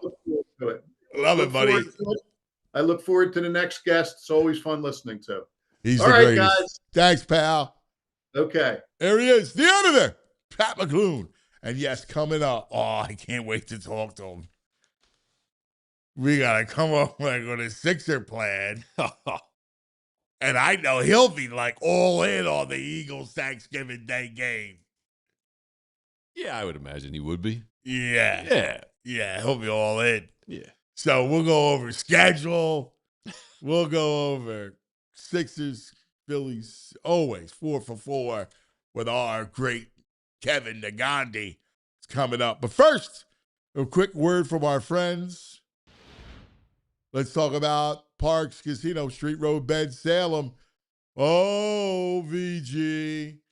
You want to have a great night out? Yes. With your missus? Yes. Check out Parks Casino. It is tremendous. Here's what's going on, all right? Tommy Chong, the comedian, September 24th. And don't sleep on the comedians. They're all selling out up there. Dice selling out. Everybody. Roger Daltrey, September 25th. Crazy. Smokey Robinson, September 18th. Legend. Gene Simmons Band, July 24th. Ben Backus, comedian, August 22nd. September 19th, magician Michael Carbonaro. Yeah. George Thorogood, August 28th. It's all right there. Parks Casino. You can stay at the Parksview Hotel, steps away from Parks Casino. ParksCasino.com to buy tickets for all these incredible shows. You got to be 21. If you have a gambling problem, please call 1-800-GAMBLER. Now let's talk about Talkify. Tawkify. That's it. Talkify. So let me ask you something. You trust your team to come through the clutch, right? So why still trust in dating apps that keep striking out for you? It might be time to upgrade your love life. Meet Talkify, America's #1 matchmaking service. No swiping, no guessing, just real people, real matches, smarter way to date. Whether you're in Center City, South Philly, or out in the burbs, dating has changed. And honestly, a lot of people are just over the apps. With Talkify, you get paired with a real human matchmaker, someone who actually gets to know you, what you're looking for, what matters to you, and then hand selects matches based on real compatibility, not just a couple of photos in a bio. Think of it like having a coach in your corner, but for your love life. Right now, Philadelphia fans get a special offer. Sign up using the QR code. Save up to 50%. No games, no ghosting, just intentional connections that actually go somewhere. All right, go to Talkify.com to learn more. Talkify, dating done thoughtfully. Now, the hometown hero. The great hometown hero, hometown hero, Kevin Negandhi, from Temple to ESPN. And here he is. What's up, my brother? What do you think? Oh, you're muted. Good to see you guys. How we doing? Yeah. So you're not muted anymore, but you feel muted to me. I feel muted. Yeah, my voice is shot. Sorry, can you hear me? Oh, no. Yeah. No, when I say muted, I mean muted emotionally from the Sixers. I think all of that's accurate, and my voice is shot. I am a little muted with the Sixers. Man, listen, if we would have told anybody in this scenario, where we were in April that we would knock out the Celtics and win 3 in Boston, I think everyone would be completely fine with that. if we told everybody that, hey, we're going to lose to the Knicks and probably get swept, and I'm saying this in early April, I think everybody would be like, yeah, it's expected. I think it's the combination of the emotional roller coaster of, hey, oh my God, this team is coming together at the right time. And then the thud and just how Knicks fans took over the entire arena. I think all that stuff is the gut punch that that makes the offseason hard to swallow, right? Well, So I mean, it wasn't even a series. Like I'm sorry. Like, if you told me before that the Sixers are going to get swept by the Knicks, like, that's not okay. and you're 100% right. The series was lost, both second round series. Flyers and Hurricanes and Sixers and Knicks were lost in the final minutes of the game. Flyers could have won that in the third period or overtime in game 2. The minute they lost that, I was like, series over. They've got nothing. Like, you need to win that game, right? On the road, Sixers, they could have won that game, going 1-for-9 in the final 3 minutes in that game 2. And, I'm not making excuses. I'm not. There is some context. Maxi's finger wasn't right. There's a reason why that shot wasn't going down. There's a lot of things that play a role there. And then after that, like, it is the insurmountable experience and task in front of you moving forward. And then, honestly, like, I think the Knicks are peaking at the right time. One thing about the Knicks that's different, Tibbs burned this team out and made them a phenomenal regular season team. And then by the playoffs, holy cow, they're exhausted. Mike Brown was like, we're figuring things out. Everybody's ready to go in the postseason for a run, right?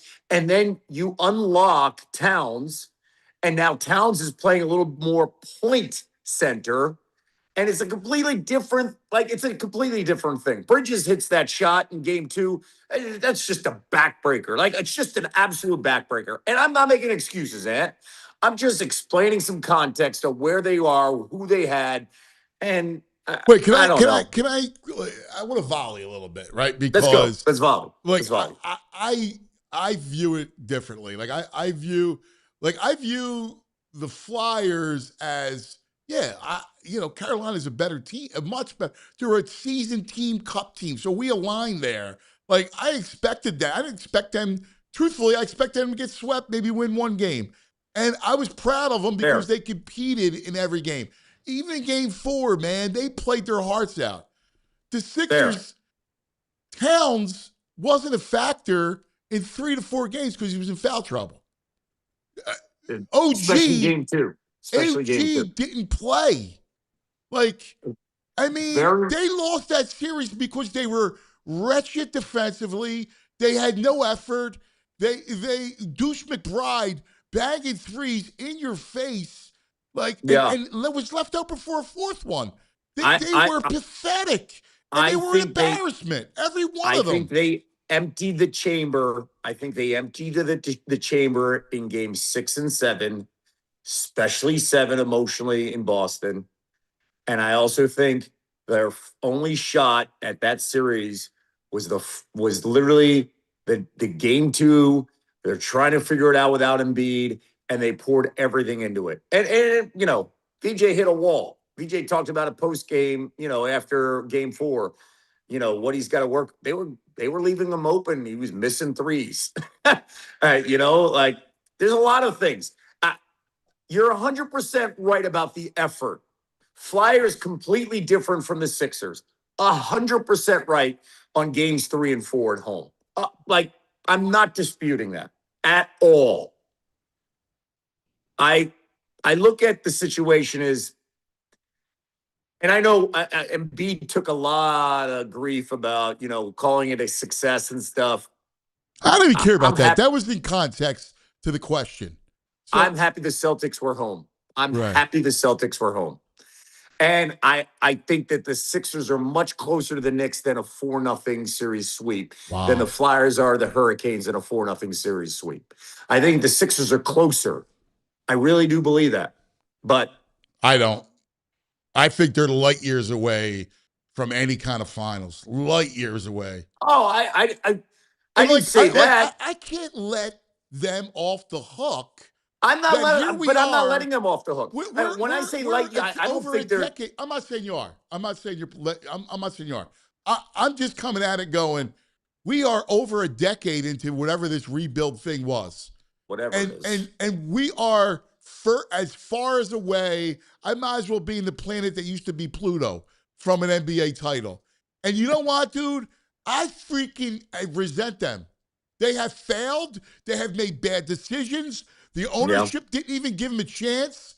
Josh Harris, dude, like, where you at the deadline? Like, you only got so many springs left with Embiid. I actually pity Embiid because of the talent and the injuries that has taken him from us.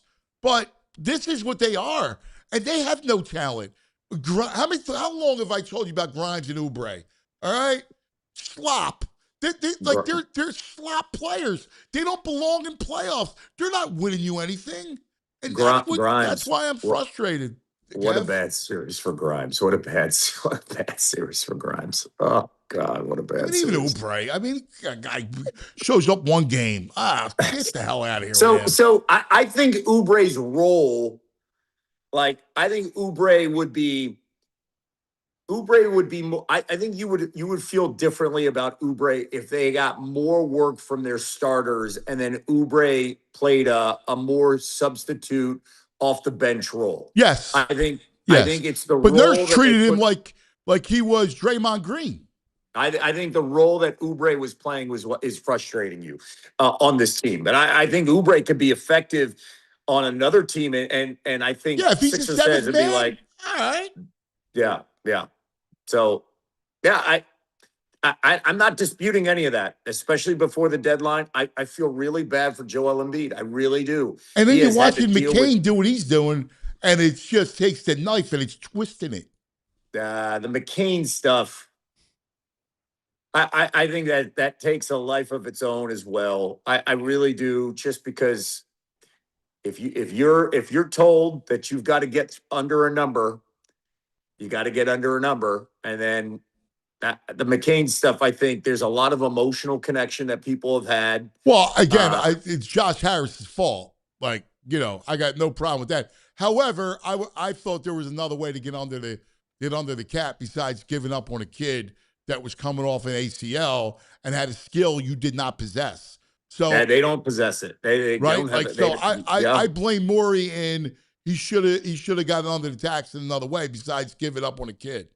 And Barlow should have played more. Barlow should have played more during the regular season. Then all of a sudden you're giving him high-end playoff minutes, and you're like, wait a second. Right. This poor kid should not be. Barlow's fault. Right. Yeah, it's not Barlow's fault. But they don't develop guys. Throughout this whole process, they give up, not that Isaiah Joe's a difference maker, but, he went on and played a role in the championship team. Right? Yeah. These guys leave. They don't have a lead guard, Kev. The lead guards. So last year, TJ's in the finals last year, balling out. You guys, I look at them and I go, you guys don't develop anybody. You got no vision. You got no long-range plan. It's like, let me shuffle the deck and put a roster together around Embiid. You see Paul Reed in the fourth quarter in overtime last night? Yes. 10 points, 8 rebounds. Develop players. I'm just going to say this. We started a conversation that I'm muted. It is better for your health not to play these games when you look at McCain, you look at Paul Reed, because it is so effing frustrating. You know where I was actually thinking about this the other day. Where we're at? You know where we're at with the Sixers right now? Because we've taken every conversation is not about what's in front of us. It's 10 years, right? It's 12 to 14 years, right? 2012, remember, was like the old guard, and then they went through the whole Bynum stuff, right? You know what we're at? We're at where the Eagles were, I think, where Eagles fans were, I think, right after Reed, and literally every single decision got under your skin, and you would carry all the other crap over the last decade into every conversation.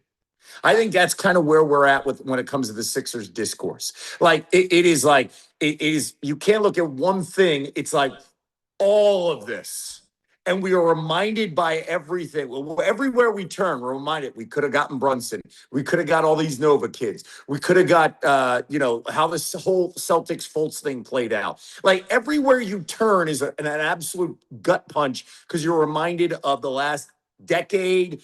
12 to 14 years. And I think Eagles fans were like that at that point, right around when Doug was hired. And everywhere you turn, and it was like, we could have done this, we could have done that. Howie could have done this. What is Howie doing? This we became cynical, right? I think that's kind of where we're at. It's interesting. I guess my analogy, if you want to go to Eagle analogy, I'll say it's more akin to like when Andy took over, like in 99, like they were horrible in 98, like Ray Rhodes. And it had been 10 years of, the Buddy never did anything. They had the number one defense in football and never accomplished it. They couldn't win a playoff game, right? And they had that one playoff game against the Lions where they put up 58 points, right? And that's beating the Celtics. And then you get destroyed by the Cowboys. That is completely fair. The one difference, and you brought it up during this conversation, when they brought in Andy, Lurie and Banner had a plan. Yes. Right? So they had a plan, and the plan was we'll get our quarterback, and then that's it. Yeah, we'll I meant it was more else. like 98, but pre. Yeah. You know what I mean? I get that. Because I know the Eagles, like, we were all feeling that way, and you're right. But, like, the Eagles were still, like, Andy had a lot of success. Like, he took the franchise to another level. I don't think the Sixers have been taken anywhere. And I'll bring up another thing. Philadelphia fans, we're going to go through this in October. We just went through it in October when it comes to the Phillies, where you are stuck in this spot with these contracts. Yeah. And you're like, where are we? What's the direction? Where's the hope? Where's the pipeline? Where's the I think all of us were like that from probably November on when you're like, why aren't we doing anything? We're hamstrung with all the money.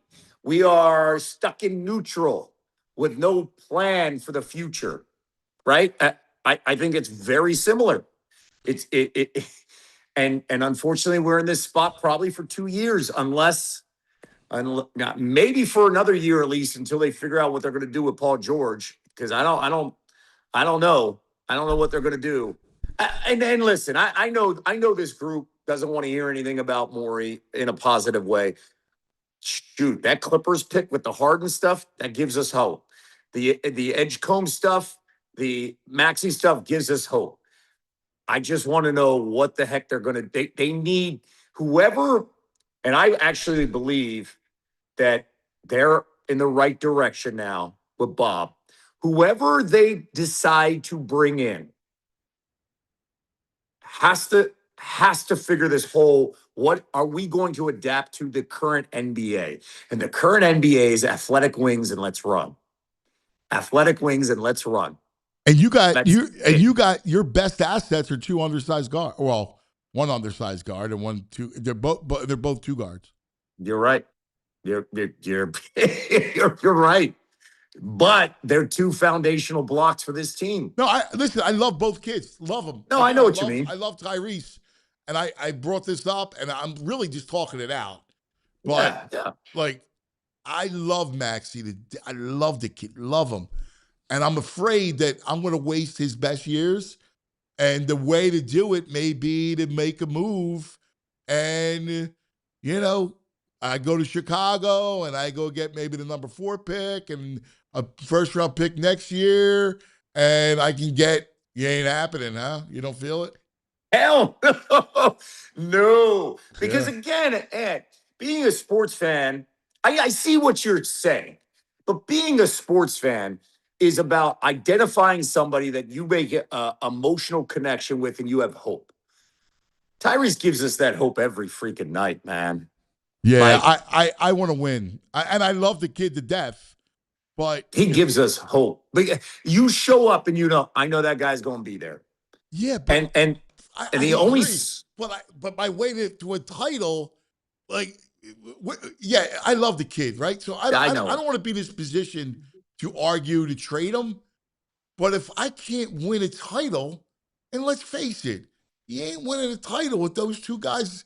There's a redundancy there. And not with Embiid and George contracts. Like, if I just had those two and then I could build around them, all right, like, let's see what we can do. But knowing that I got 3 years of 2 with George and 3 with Embiid, I can't do that. No, So then that's not keeping me, like, I want to win ultimately. And unfortunately, that's where you have to package the Clippers pick to take Paul George's contract. Right? I'm not doing that.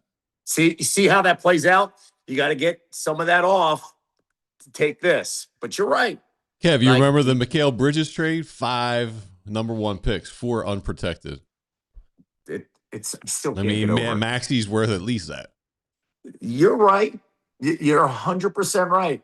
But the new potential lottery rules, things are completely different on what kind of protections, getting top 5 picks, like all that stuff now could play a huge role.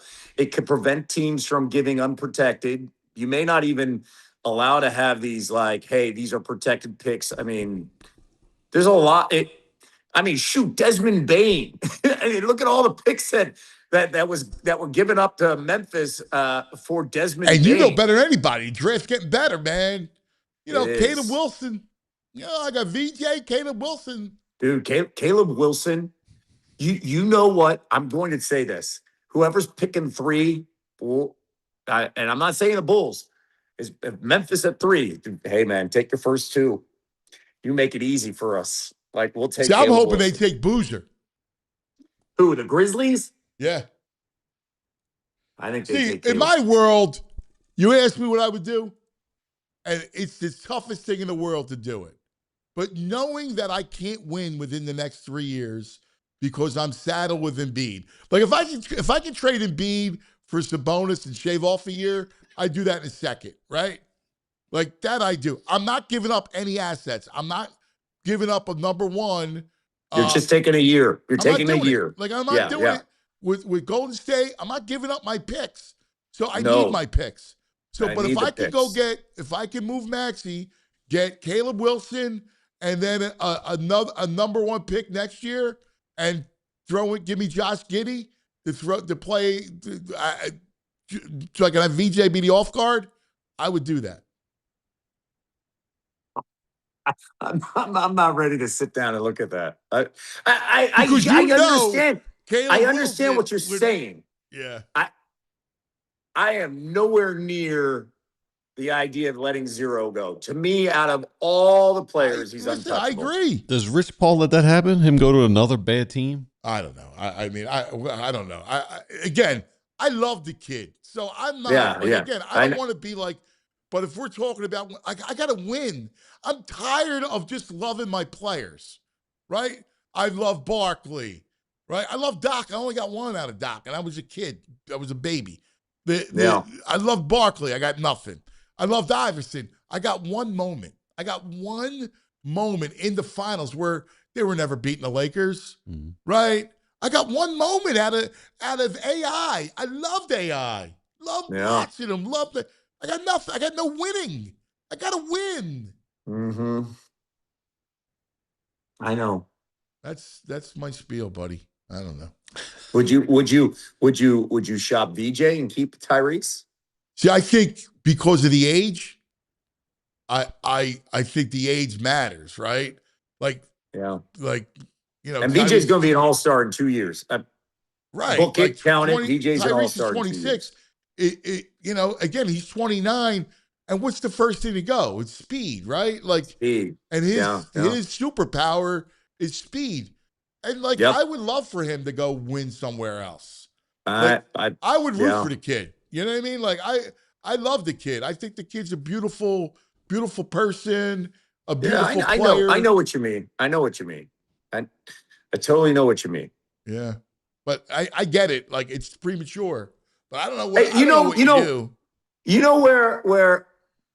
know where I say, okay, is whoever they hire that's doing this knows what the hell he's doing.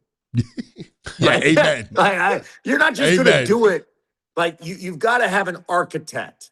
Like if it's Sam Presti or of somebody of that vein, then you're like, all right, I've got to trust you. Yeah. And I think the whole city is like that with Howie Roseman. Half the people like that weigh in on Howie Roseman, they don't know anything about some players. And they're like, oh, yeah, Howie did, because of that inherent trust, right? It's got to be somebody you're like, all right, I trust you. Yes. Whatever it is, you're going to take my emotions here out and I'll put them to the side because I have to trust you on the process of what we're going to do. I think that's what this comes down to. Whoever's making the final decisions, then you could take that giant leap with that person. But if it's somebody you're like, I don't know, then you're like, well, shoot, just add that to the history of just what the hell were we doing? I mean, Right? what if they gave it to Elton? I like Elton. And I like and Elton too, but would you? Elton was, by the way, he played a role in the Maxey thing.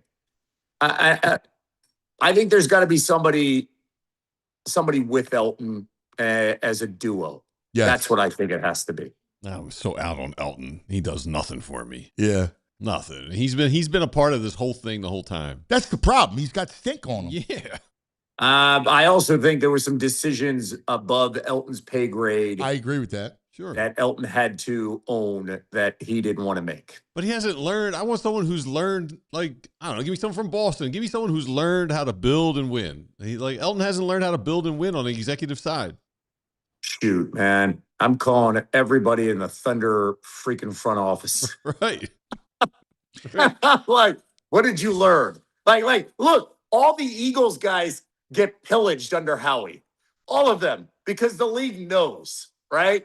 I target like smart people who understand that the league is changing and then you adapt along the way. So I look at those front offices and be like, hey, man, who are the smart next up and coming guys that can see it down the road? Mm-hmm. Isn't it crazy? The Howie arc. It's a amazing great story, man. It's amazing. A great story. And one minute away from yes, going to the Jets and just getting out of here. And you know what I give Howie so much credit for? He admitted publicly, I've made mistakes. I learned from my mistakes.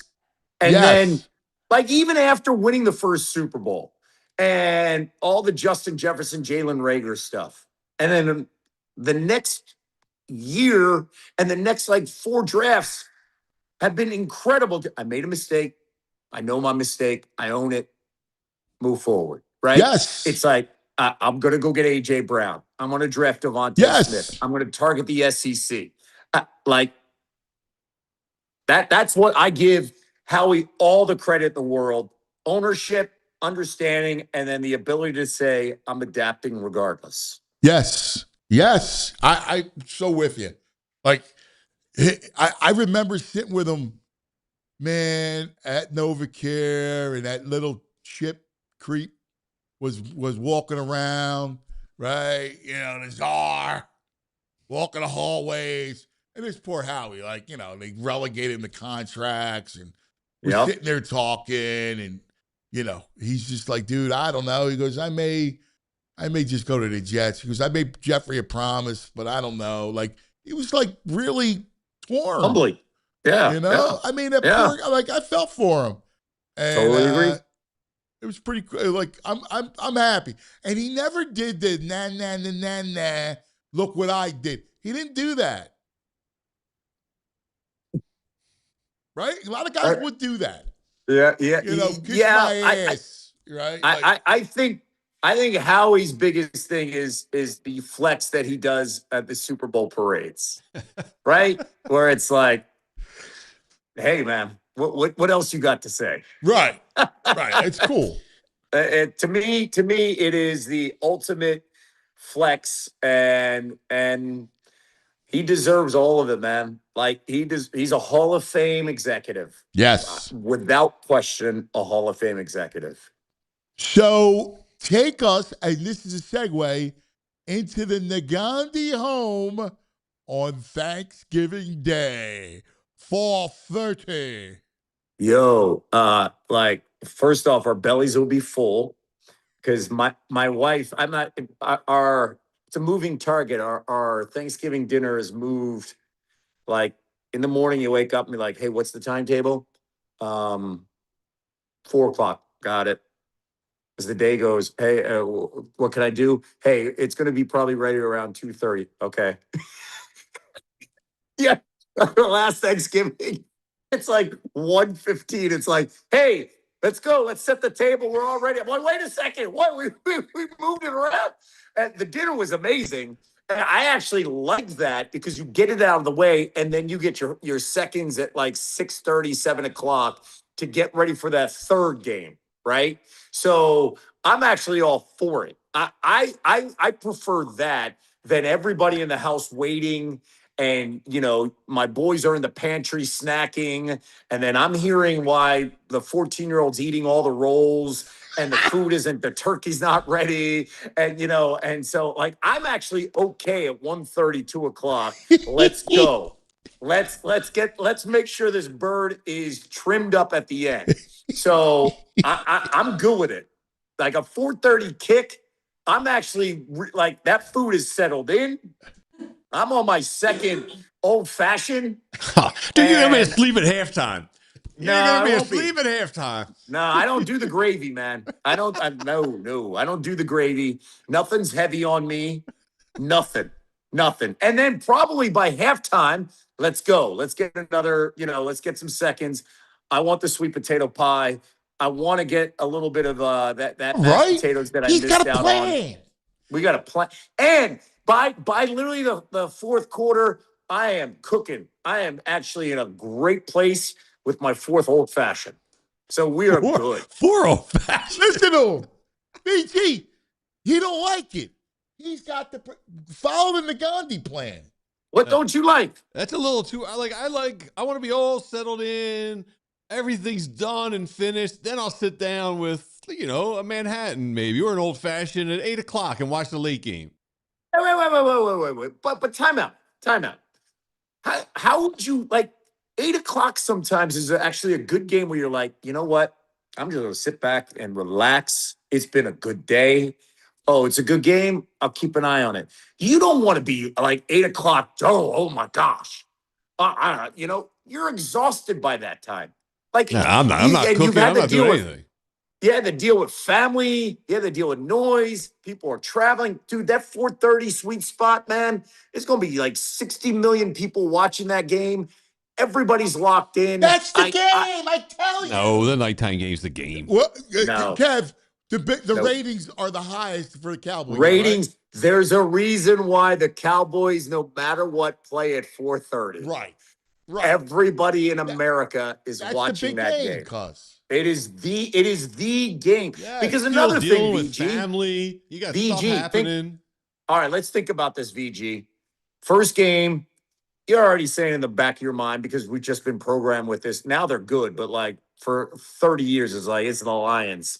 I'm only going to watch Barry Sanders play, so I can travel to wherever my family is and sit down and, you know, we screw around, we'll throw the football outside, we'll play the game outside with your family and all. And then around like 3:30, 4:00, you settle in. What, Barry ran for 250 yards and the Lions lost? No surprise. You wash your hands, you get your table set. Wash your hands, I love it. But you don't want, like, the 8:00 is like, hey, great. That was a great finish. I think we're going to get the kids ready to go and head home, you know, so we can catch the second half of the night game. The 4:30 to 7:30 window, everybody is there. No one's leaving. Take that, man, but there's stuff happening. There's people around and you're still doing family bonding. It's you procreators. You procreators with the kids. You don't like these late night games. Procreators. I'm sorry. VG, keep the planet going. Think about it, too. Here's another thing. It's like 4:30 as well. So the sun has gone down. So you don't even want to be outside throwing the football. I'm ready to watch the game. 4:30 is always. I mean, I understand the you. You're on your spot. fourth old fashioned. 8 o'clock game after 4 old fashioned is a little tough to keep the eyes open. I get that. Hey, VG, you haven't hang with me, man. Listen, you haven't hang with me. Especially, Let's go. I like especially old at fashions. that Thanksgiving meal, all those starches has soaking up all the whiskey out, and I'm still going strong. I literally all those rolls that my wife. Oh man, the rolls are incredible. It is soaked everything up. So I'm actually. You don't have there's no gravy. You don't dip the rolls in the gravy. No, man. You know what I do? The rolls are always touching the sweet potato pie because I get that little sweet spot on the back end when I'm done, and I just clean out the whole. The cranberry sauce takes care of the turkey. I put the cranberry sauce on top of the turkey. The sweet potato pie takes care of everything else on mixing it up. I'm a sweets guy if you haven't figured it out. That's why I like old fashions, right? So I don't need that heavy gravy stuff. The roll at the end, like multiple rolls, but the roll at the end is basically taking everything all around and then it's a mop. That's impressive. It's just a mop. It's the perfect mop, man. I love it. Like, I'm starving.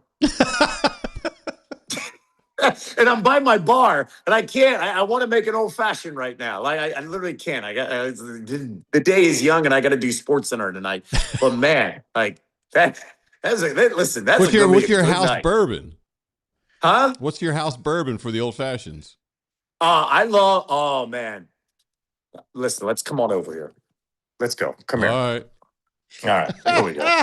Take us, Kev. Let All us right, get listen. far. I'm a big crown guy. Hold on here. You can see some of the stuff. All right, so here's the bourbon shelf. Wow. So we got Angel's Heavy, Eagle Rare. Ooh, Eagle Rare is Basil my Hayden in go-to. the back. Yeah. Elijah Craig. Yeah. Now, if you Is really that a are larceny feeling, back there? yes, it is. All right. And then we go up here. That's my jam. Holy cow! There's nothing better. Some Crown Royal XO. Yeah. Look and at then, that. of course, Oh, yeah, got yeah. the Blantons. Yeah, yeah, come on. That's impressive, cuz. And by the way, I haven't showed a bunch of the other stuff. They're all like down here, but the Blantons, like, come on. Listen, we don't mess around. Like, we have fun. My house bourbon is always going to be Crown XO. I gotta tell you, that's impressive. Yeah. I will leave you with one tidbit, my main man. Okay. I got a little schedule nugget. Eagles, Texans, Christmas Eve. Ooh. Yeah. Yeah. Man. When I was told that, I was like, yeah. That's a physical effing game, man. Like, yes. In what, the week 16? Man, that's a game you come out and you're like, oh my God, we are beat up because Texans defense is no joke. Yeah. Who knows what CJ Stroud we're gonna get? But man, that is that in Philly? Yes, here. Yes. Wait a second. Oh my God. The Santa Clauses that are going to be in the parking lot. Oh yeah. At the league. Oh yeah. Oh yeah. I can over it's under a Santa party. Over under 18 and a half cutaways of Santa Clauses at the link during the broadcast of that game. Like over. Green velvet outfits. Yes. There's going to be multiple red ones. There's going to be multiple ones sleeping in the fourth quarter. Like the Dan Aykroyd trading places Santa broke suit. Like yes. Oh, it'll be great. It'll be great. It'll be a seed. It'll be a seed. He's right. Hey, I want to say one small little thing, though. The reason why I'm so excited about Thanksgiving and the Eagles playing, because holy crap, they played that 3:00 game on Black Friday against the Bears, and that was such garbage. Like, I was in studio doing a triple header for college football on ABC, And I'm just like, what are we doing? We look awful. Couldn't stop I've the got to run. do this halftime report. And it was just a bad, it was just a bad experience. Yeah. They looked terrible that Yeah. game. They looked like they were actually shopping on Black Friday, right? Like they didn't want to be there. Yeah. They had too much tryptophan. So it'll be actually great that they're playing on Thanksgiving. I'm with you, buddy. I'm with you. My brother, we love Hey, you. You're the greatest. You two are always invited to come to the Negandhi bar and have some good bourbon. Yo, I'm going to take a ride up, dude. I am. I'm going to take a ride up. I may get the boys. We'll do something. Over the summer or something when you're around. We'll do something. You tell me. The door's always open. The bar is always pouring. All right, Let's fellas? go, baby. I love it. Appreciate you guys. Thanks, buddy. The Take great care. Kevin Negandhi on the Xfinity Mobile call-in line. Let's take a quick TO and take care of some things before we go over to Love Philly Hour. Yeah, let's do it. All right, we want to thank you for being part of the PHLY community, and we're always looking for ways to improve our shows and better understand how you listen, how you consume, and what you value most. So that's why we've launched a quick survey.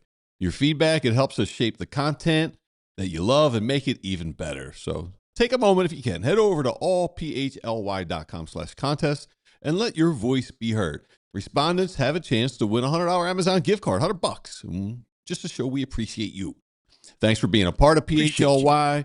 We want your feedback to help us keep improving the shows for you. It's a quick survey, just takes a few minutes. Respondents have a chance to win a $100 Amazon gift card, like I said, so do it now. Head over, well, not now, but after the show. allphly.com/contest and let your voice be heard.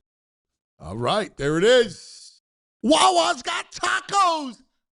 Tacos. Oh, Wawa expanding its freshly prepared food lineup with new seasoned beef tacos available for a limited time.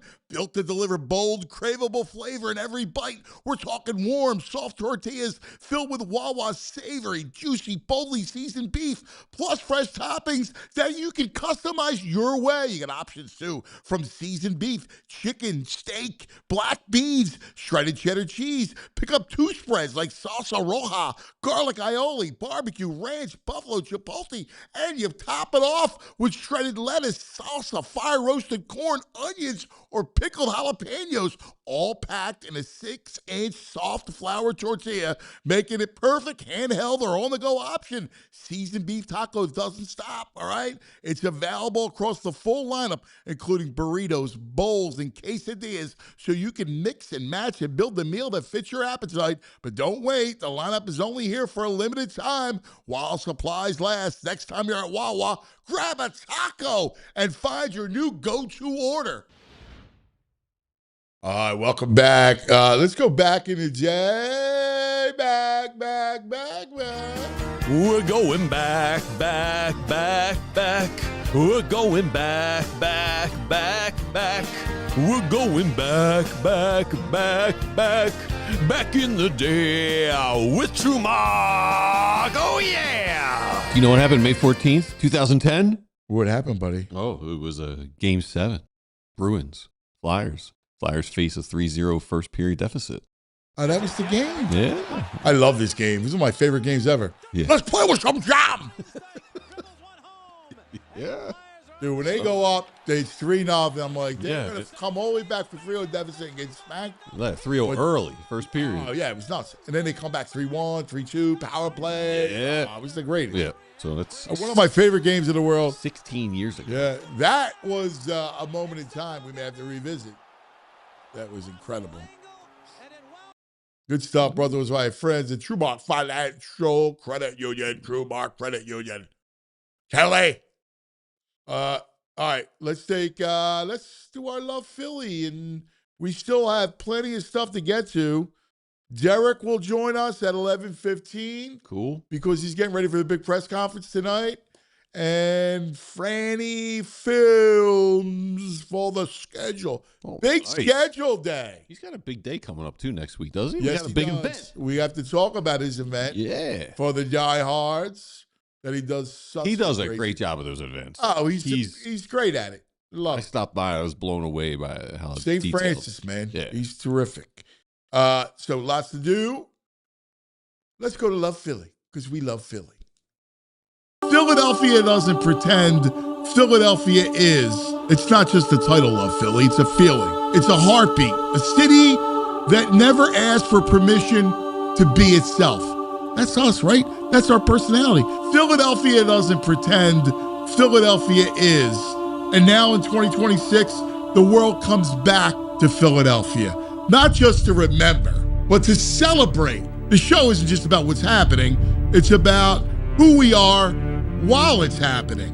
Because Philadelphia isn't a backdrop. It's a character. It's the voice that tells it like it is. The guy at the end of the bar who doesn't sugarcoat a thing. It's the family that's been on the same block for generations. It's the artist, the athlete, the builder, the believer. It's the lifer, the dreamers, the grinders. It's all of us. And that's what Love Philly's about. We're going to sit with people that make this place go. The ones who built it, the ones carrying it, the ones pushing it forward. The legends who left their mark. Not just the championships, not just the headlines, but the moments in between. The way the city shows up for itself, the way it refuses to be anything other than real. And through it all, we're going to remind ourselves and show the world what Philadelphia is. It's not just a stereotype. It's not a punchline. It's a foundation. It's a force. It's a city that gave birth to a nation and never stopped building. So as the country turns 250 and the spotlight finds Philadelphia again, this is our moment to tell the story the right way. Not polished, not filtered, real, authentic, proud. Because this city just doesn't rise to the occasion. It defines it. This is Love Philly.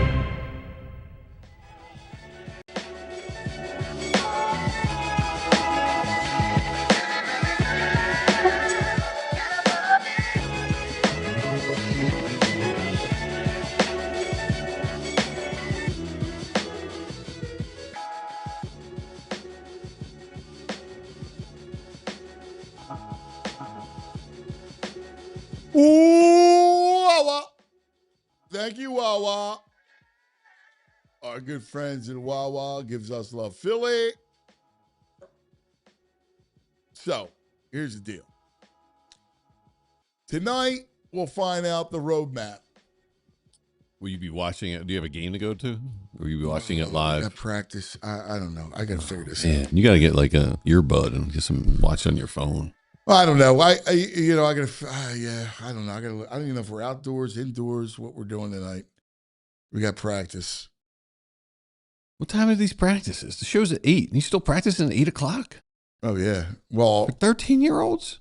Yeah. Thursday night, usually we're at our indoor facility and we're done at like 9:30. That sounds crazy to me. 6 to 9:30, was it? 6:30? No. It's like 7:45. That's a start time for practice? Yeah. Wow. And then if we're outdoors, it's 5:45 to 7:30. All right. You need an outdoor practice. Yeah. That would work. Yeah. But like I said, we had a game. Game was, and it was well played for the most part. The game was 7. We got to be there by 6. And, I got out of there. I texted you guys because we always have our text chain about the show. And I got home when it was 9:45, 10 o'clock. It's just like you get home, you're like, yeah. Then you got to eat after that? Yes. Man, oh man. He's got to eat and, shout out to our friends at Collinsville Bakery. Oh, yeah. Because I saw the guys afterwards and they gave me a cheesesteak pizza. Oh. That was really good. Mosmo went bananas over it. Yeah? Yeah. So last night we got home, I put it in the air fryer. Nice. Yeah, came out nice and crisp. And yeah. Moss was happy. That's a late night, man. Every night's a late night. Every night's a late night. Every night. It's crazy. How are they getting schoolwork done? Well, he comes home, does his schoolwork. My gosh.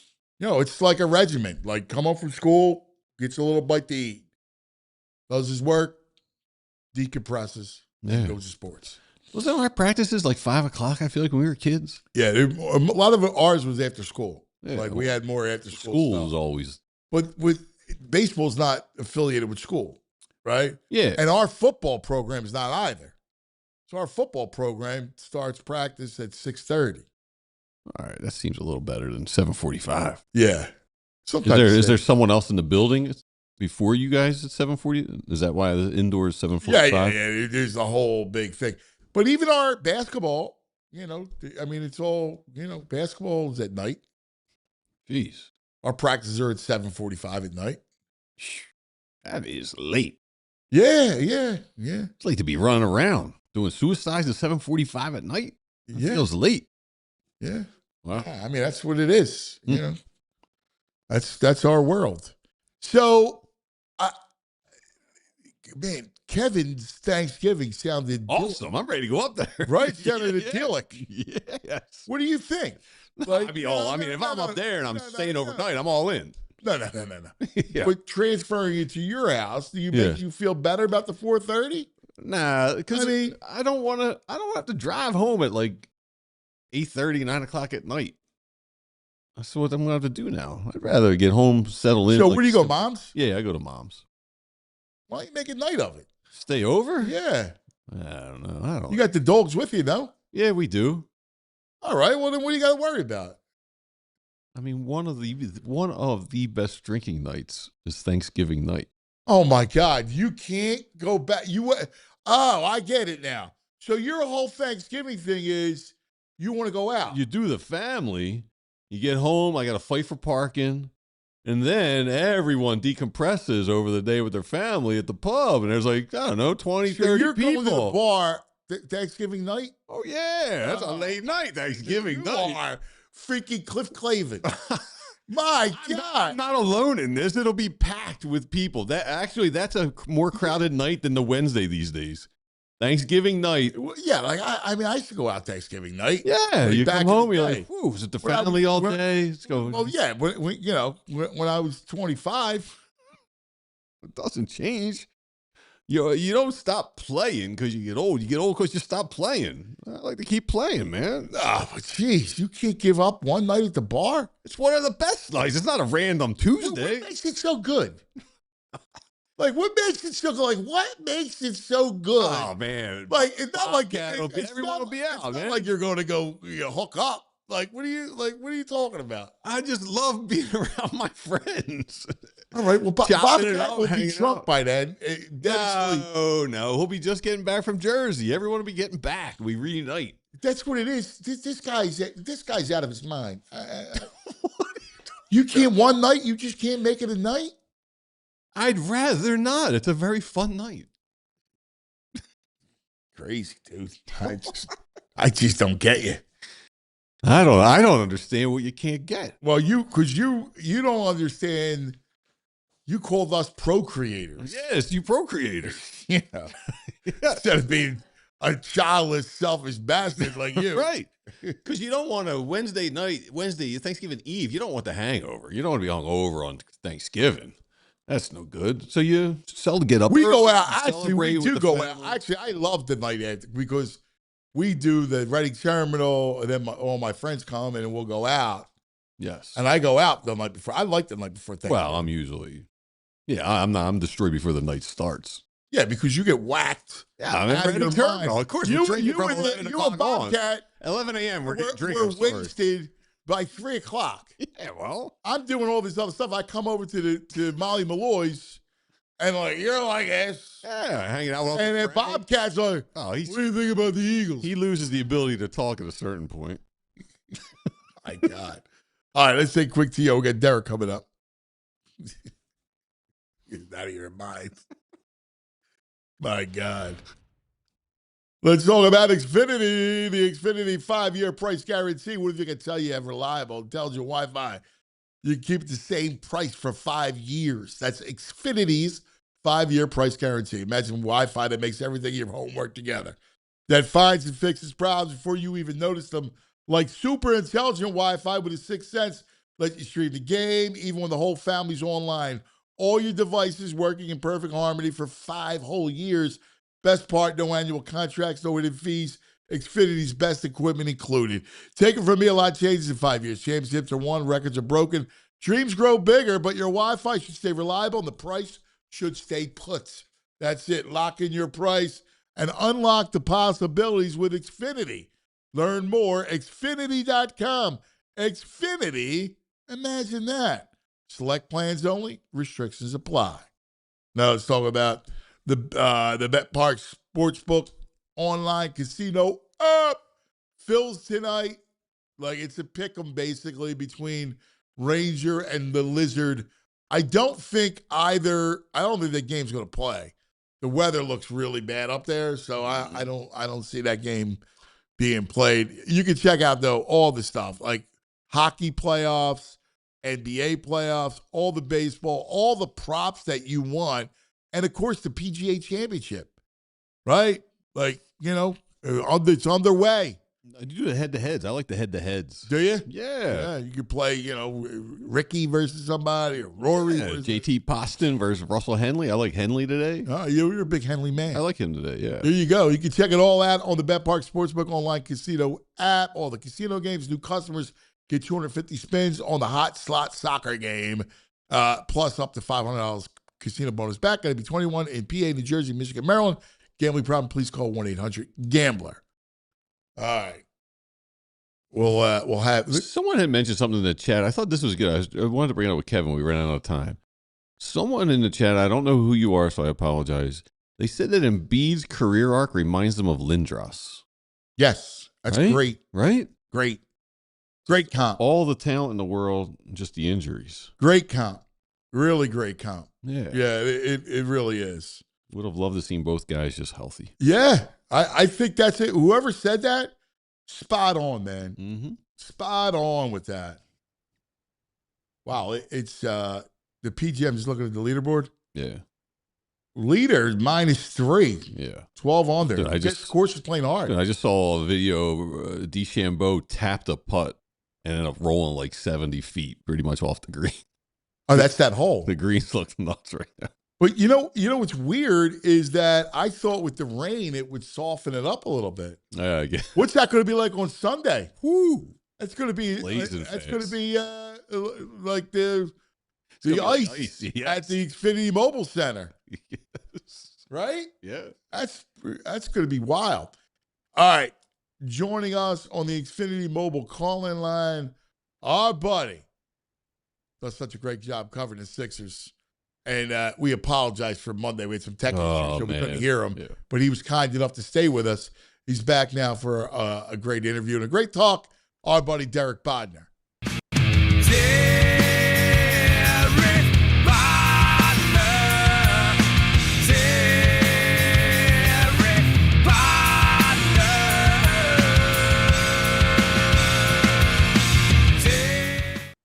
There he is. I'm going to have to block VG from my Instagram. Oh, by the way, Derek, that shot of the dog like jumping is an amazing photograph.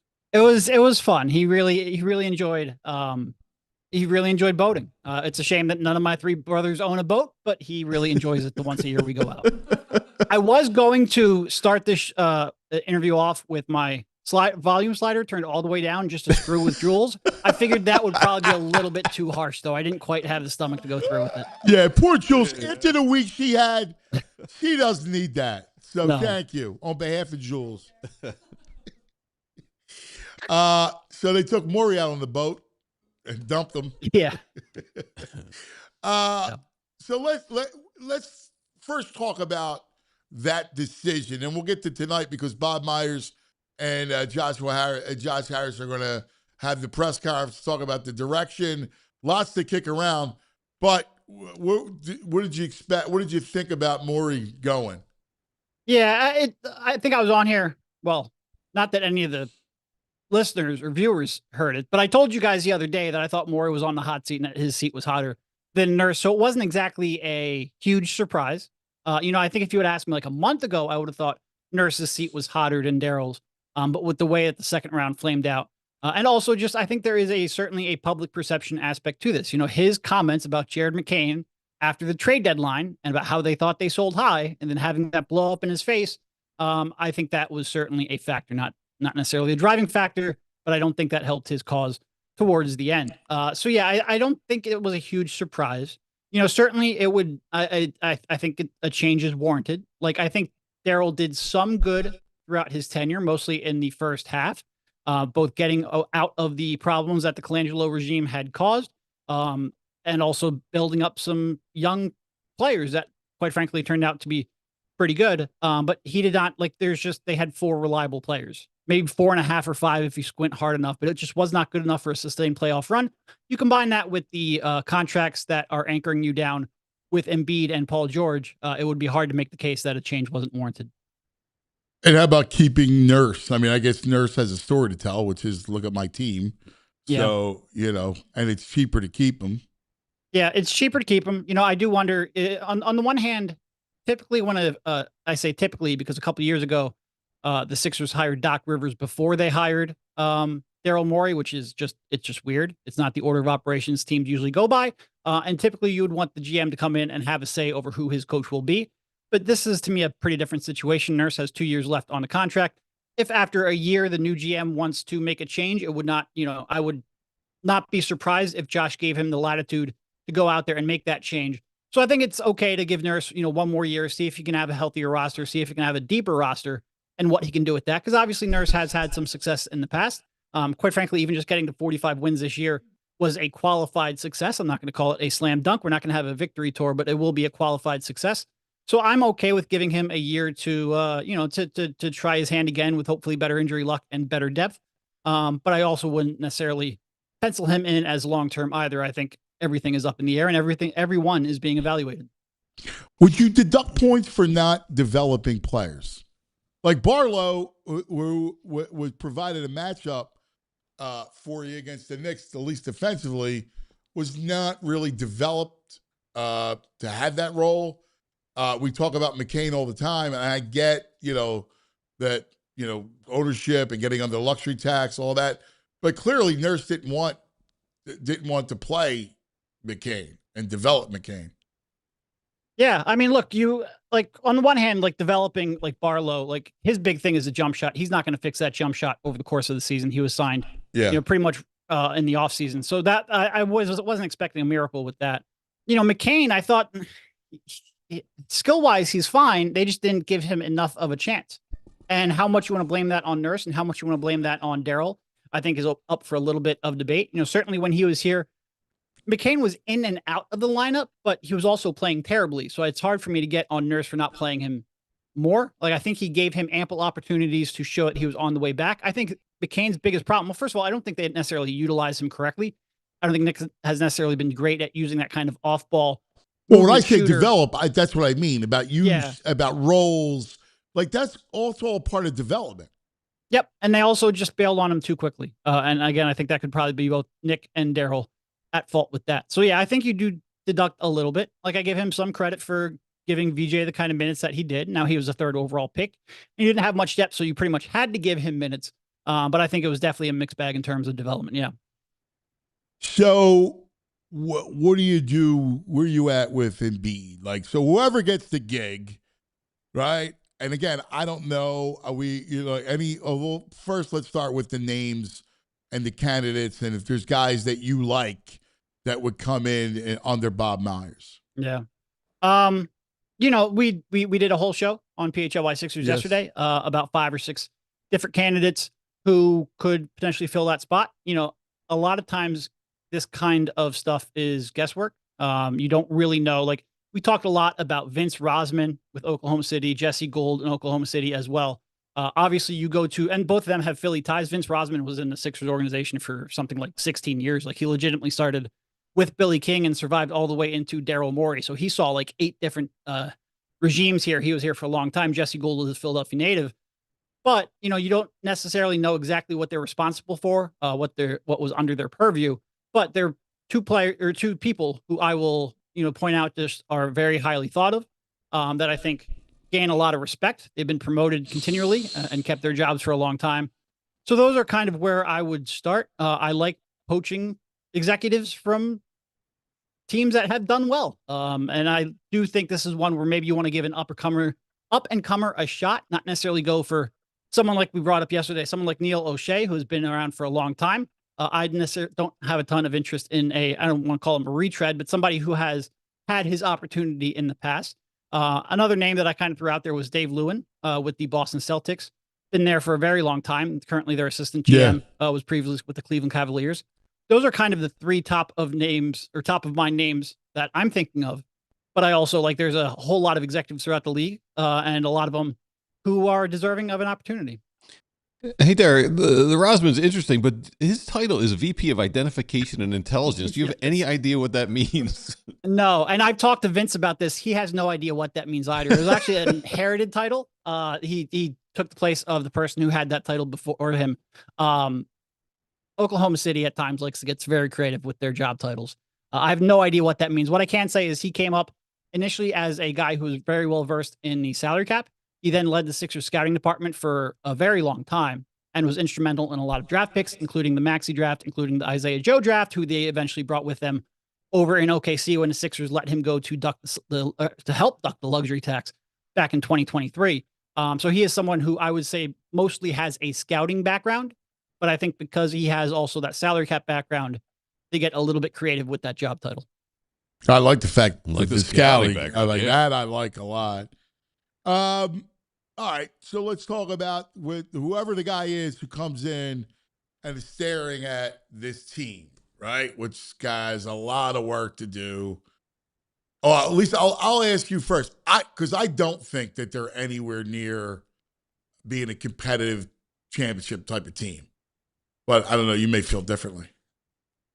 Look, I mean, it's going to be the same answer I've had for the last 4 years. If by some miracle Joel Embiid is healthy for a 6 to 8 week playoff run, then yes, I think they have a chance. But I don't think there's any. It's not even just being healthy. Can he move defensively to be the anchor of the defense that you need a center to be? Certainly, I would. The odds of that are very low. Yeah. Yeah, I mean, we saw it. If it was ever going to be a year where this was it, this is going to be it, and comes back for the appendectomy, and it wasn't even the appendectomy that sidelined him, right? His body just gave out.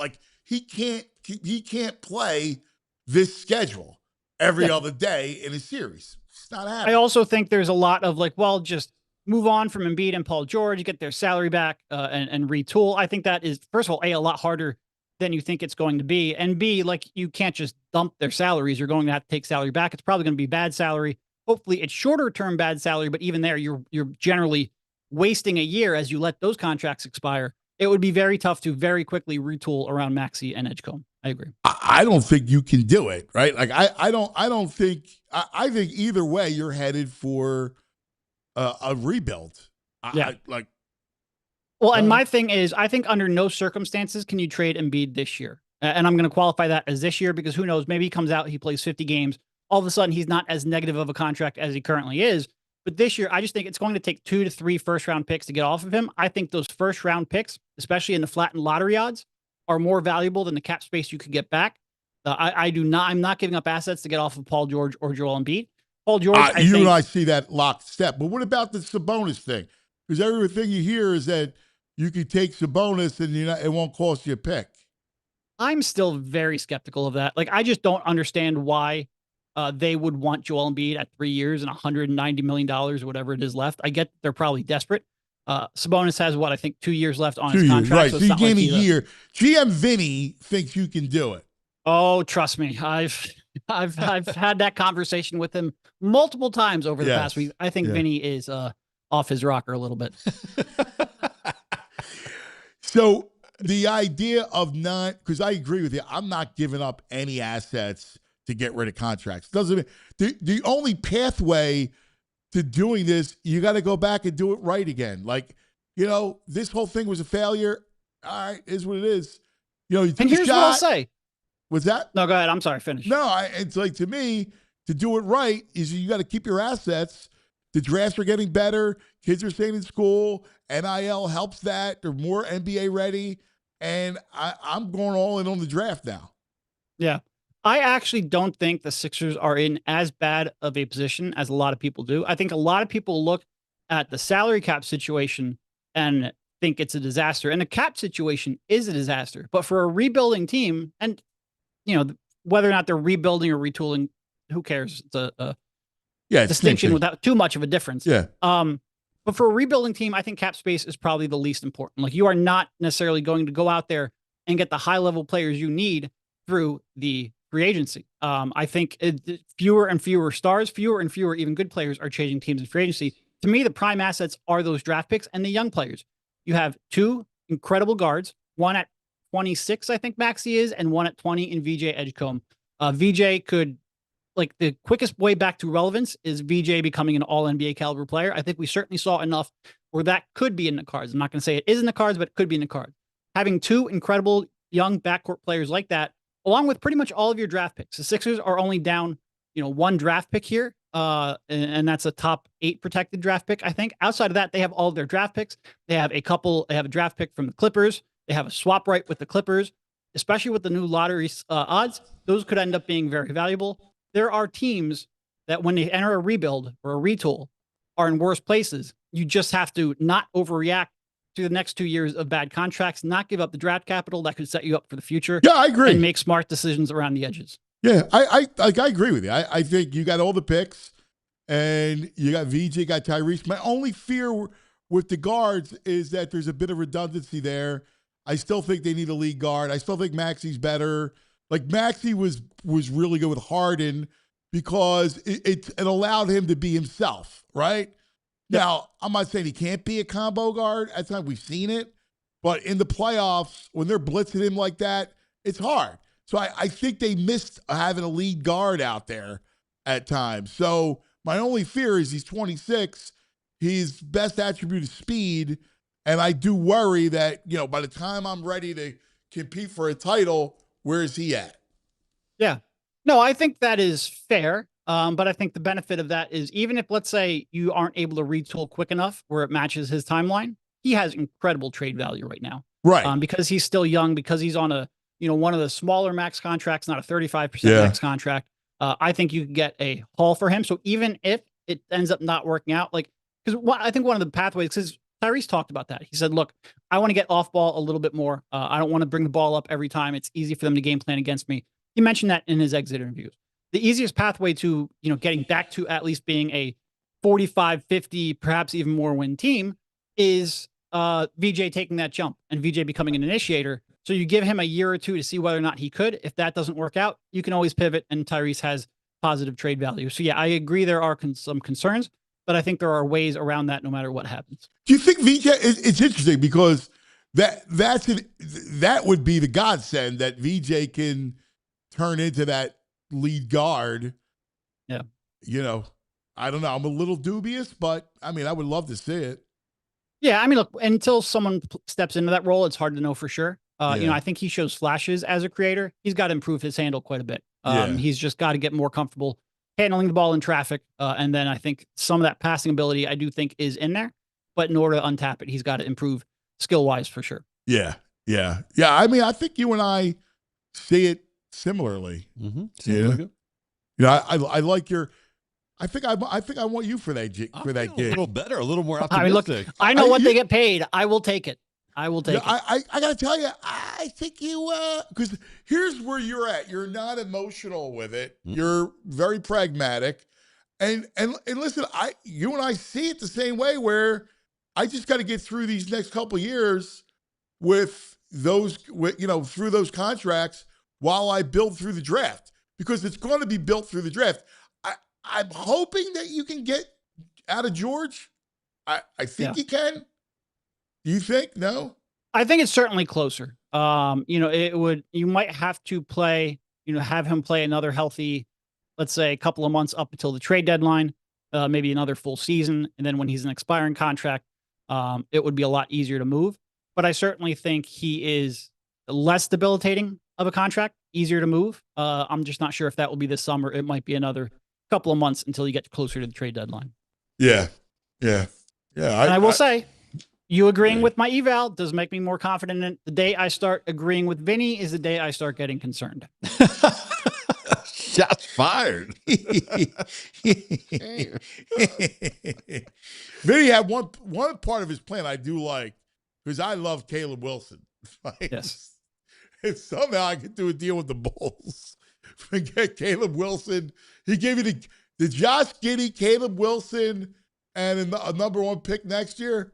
I don't know. I kind of like that. Look, I think Caleb Wilson is an absolute stud and perfectly built for today's NBA. He'll be able to switch a lot. He'll be able to impact shots at the rim. I think he is going to be a heck of a player, which is why he's a top 3 or 4 pick. Yeah, I'm with you. Brother, tonight, what's your plans now? You guys will be We have the press conference with Josh Harris and Bob Myers at 4, and then we will have a show at 7 to recap that. I love it. And I'm sure some written content and we'll post the presser online as well. So we will have that up as well. Oh, you're the best, buddy. Yeah, kill it. Thanks, pal. Appreciate it. Yep. Thank There you. he is. Derek Bodner. Derek Bodner. No, I feel good, man. He's not that. It says they're in pretty good shape for a rebuild. I'm okay. Let's go. Yeah, it depends on what your expectations are. Yeah. Like, I agree exactly. Like I told you, I'm not giving up picks to trade Embiid, and because you're not, like, the cap space doesn't mean anything. Mm-hmm. You need players. You got to get players. But, like, as long as you're cool with, you're not going to be, you're not going to be a contender. No. For the next, you're hoping in 3 to 5 years you can be a contender. Yeah, and you ain't a contender now. Hoping, please let someone take Paul George. Yeah. Hoflex24 has got a important question for you. Are Vinny the GM and AccuVinny the same person? No, they're different people. Okay. AccuVinny's different than Vinny the GM. GM Vinny. Okay. That's great. Great. I must know how many Vinnies. I get confused. You got a Vinny in Wisconsin? That's AccuVinny. That's AccuVinny? Okay. Yeah, AccuVinny is like my brother. Right? All right. Like AccuVinny and I go back when we were kids. Okay. There's many. Now, he had a cousin, God rest his soul, Vinny Bones.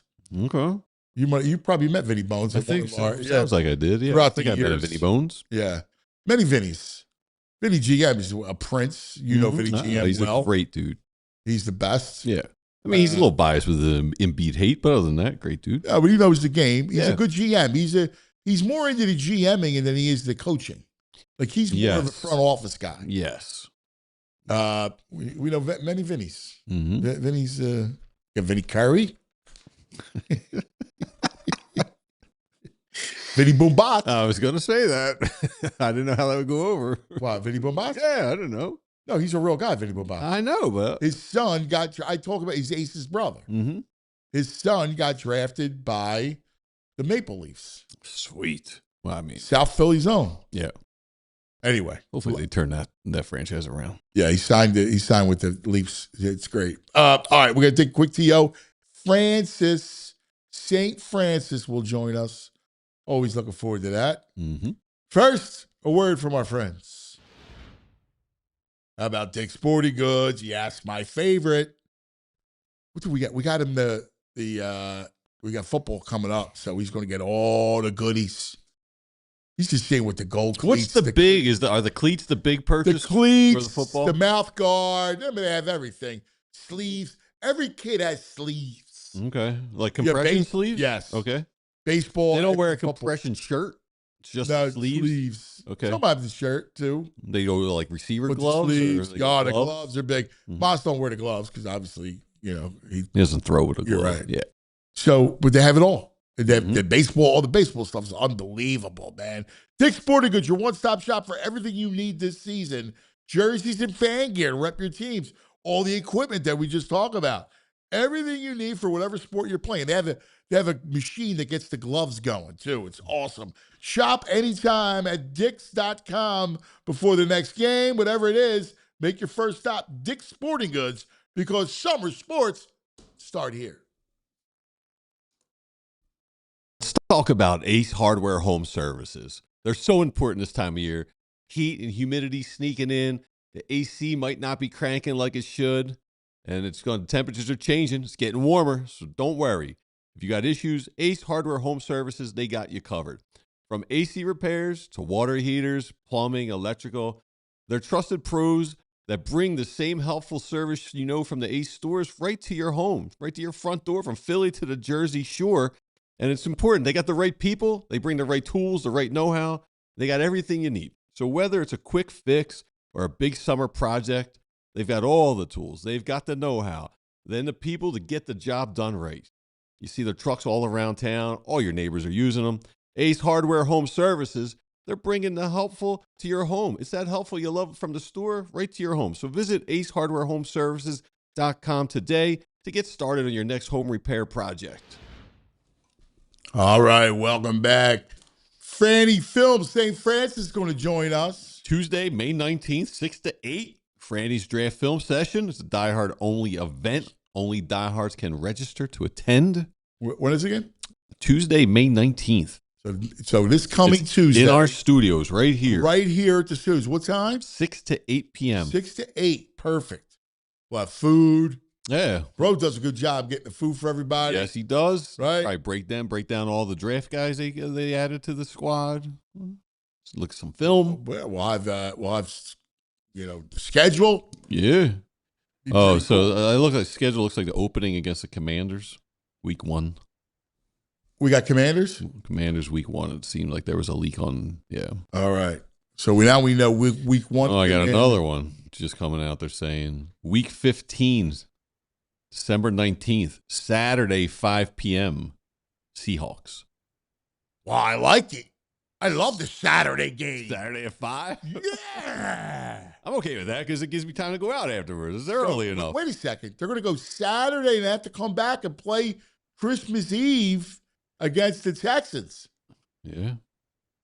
Saturday to Thursday? Yeah. I guess that's short week. Cool. Yeah, that's what it is. Wow, that's tough games, man. Seattle. You got to go Seattle, Champs, and then Texas? Seahawks at Eagles. So they stay home. Home. That's tough. Those two games, though. Yeah. Even at home. Let's get them up here. St. Francis, Franny Films. They do not crave food nor drink for nourishment, for they exist solely on the glow of the all-22 monitors. They are the Leatherheads, and he is Franny Films. St. Francis, the football. How are you? What's going on, cuz? What's going on, VG? What's up, Franny? We were just talking about your event Tuesday. You do such a great job with that event. It's awesome. Thank you. Yeah, looking forward to it. It's going to be a lot of fun. We did the one a couple weeks before the draft where we dove a little bit into some prospects, but it was mainly free agent focused. Obviously, this one will be heavy into the draft picks, but we'll build up all the way and we'll do some Jonathan Grenard at the very end. So we'll do all the draft picks. We'll go pick by pick there, and then we'll dive into some Jonathan Grenard and see how these guys are going to impact the Eagles moving forward. Yeah, I like it. I like it. All right. So let's do this. The schedule. Okay. All right. This is what we know. You ready? Lay it on me. Washington, 425 opening week. Yeah, the one thing that's unfortunate is that you're taking on a team that has two brand new coordinators, right? So you have David Blau stepping in as the offensive coordinator, and you have Durante Jones coming in as the defensive coordinator. So, you don't get a sense of what those teams are going to look like schematically. Dan Quinn, usually, if memory serves, they'll play some starters in the summer in the preseason, but not too much. So, yeah, that'll be the unknown of taking on two brand new coordinators. So we'll see exactly how that comes into play. But the Eagles are just a more talented team than Washington, obviously. Yes. And by the way, speaking of schedule, I glossed over tonight. Make sure the schedule show, all right, that I started last year, and bro didn't even invite me. Francis, Bo, and EJ tonight. Watch along. All right? Yeah. That's going to be awesome. I'm a little salty. Yeah, it's gonna be a lot of fun. We just got done a meeting a little bit ago going through it. So it's we got a fun show planned. That'll be tonight, 8:00. I'm a little salty, Franny. I didn't get the invite. Last year we had a blast. Yeah, we did. No, it's above my pay grade. No, I know. This is the bro. The bro. I put him in that spot. That's what I get for it. Man, bro did you like that? Yeah, did me dirty, the bro. Man. All right. Week 3, Monday night, Chicago, at Chicago. You like that? Yeah, look, the Chicago Bears. You get to go on the road. I would say from a beat writer standpoint, that's like, all right, that's nice to go to Chicago in September. Like that's nice, but then this is a team that obviously handed it to the Eagles last year. On Black Friday. Yeah, so hopefully things go a little bit differently there from that end of things. But this is a Chicago team that had a lot of things working in their favor last year, right? I mean, you talk about like turnover differential and score in one score, the record in one score games, things of that nature, where I think some regression could be due to bounce back. It's a lot of some of the things we said about Washington a year ago. I think when you're looking at this Bears team, but they're going to be well coached on both sides of the ball when you have Dennis Allen on defense, and then you've got obviously Ben Johnson running that offense. So I do think that this is still going to be a pretty formidable opponent early on in the season for the Eagles. Then week 5, London, which is awesome. So we all invade London against the Jaguars. Yeah, and look, Jacksonville surpassed a lot of people's expectations last year, and we'll see if they're able to match that again. They were able to maintain a lot of their coaching staff. Both coordinators were interviewed for head coaching jobs, but both of them were able to stay put. So that was certainly a positive for that team, and we'll see if they're able to kind of continue that positive momentum. Now they did lose a lot in free agency. You lose Travis Etienne. He goes down from the starting running back. He goes to the Saints. They lost Devin Lloyd, who was a big playmaker for them last year at linebacker. So they didn't have a first-round pick because of the Travis Hunter trade from last year. So it's not like they have a surplus of talent from this past offseason. They're kind of hoping that they can just kind of keep that momentum rolling from last year. I got a new one for week 7. You got a new one for week 7? Yes, I do. What do we got? Monday Night Football, Dallas. Okay. Oh, here. Yes. Oh, wow. We thought that Dallas might be towards the end of the year, just because you got them on Thanksgiving, that they might put it at the very end just for the division in the balance. Interesting. Wow. Nice. I love it. The Cowboys on Monday night. A lot of prime time, a lot of late games. Already we're looking at different. Fran, you probably like 1 o'clock Sunday. There's good and bad. I think over the course of my career, there are aspects that I like and aspects where it's you know what, I don't mind a Sunday night game. I don't mind a Monday night game. All right, good. I love anything but 1 o'clock Sundays. I hate 1 o'clock Sunday games. I want Thursdays and Saturdays and Monday nights. Sunday nights. They're my favorite. I could do without the Thursdays. The Thursdays, kind of jack up the week a little bit, but a Sunday night, Monday night, like I can get on board with. I like more of those games. Well, the one I heard is the Thursday night, but that's Christmas Eve. So it's the Texans. Yep. Here, Christmas Eve, buddy. Yeah, and considering the fact that they're playing on Thanksgiving, less than ideal. But look, this is a Texans team it's a well-coached team on both sides of the ball. And I think that when you look at CJ Stroud, what is he going to look like? That's obviously the big question for that team going into this year. After the great rookie season, it's been a down couple of years for Stroud. But I think when you look at that defense especially, that is a well-coached unit. They're going to play really hard. They're going to try and run the ball. That's good. That's a good team. I don't think that that's going to be like some team that's going to be limping into Lincoln Financial Field on Christmas Eve. So you have, and VG just said, we're going to have Seattle on the Saturday before. Right. So we go Saturday, what did you say, 5 o'clock. 5 o'clock. Okay. Saturday at the Link to Thursday, Christmas Eve at the Link. Champs, and then the Texans. That's a tough, 1-2 punch in a short week. Yeah, I mean, and especially for that Texans game, given the fact that that's how Houston plays. Like Houston is a really big physical team. They pride themselves in being that kind of presence. So the Eagles will be up for a test on Christmas Eve. That definitely makes that game a little bit tougher, knowing that you've got Seattle, which is that's the way that they want to play. You've got them the week before. Now, did you hear Franny said something? Did you catch him? He said Eagles Thanksgiving less than ideal. Now we've been as an observer, from a working standpoint, to work Thanksgiving and Christmas Eve, could have done without that.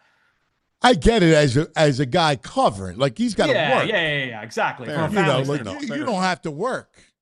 You don't, even when you work, you don't work. Fair enough.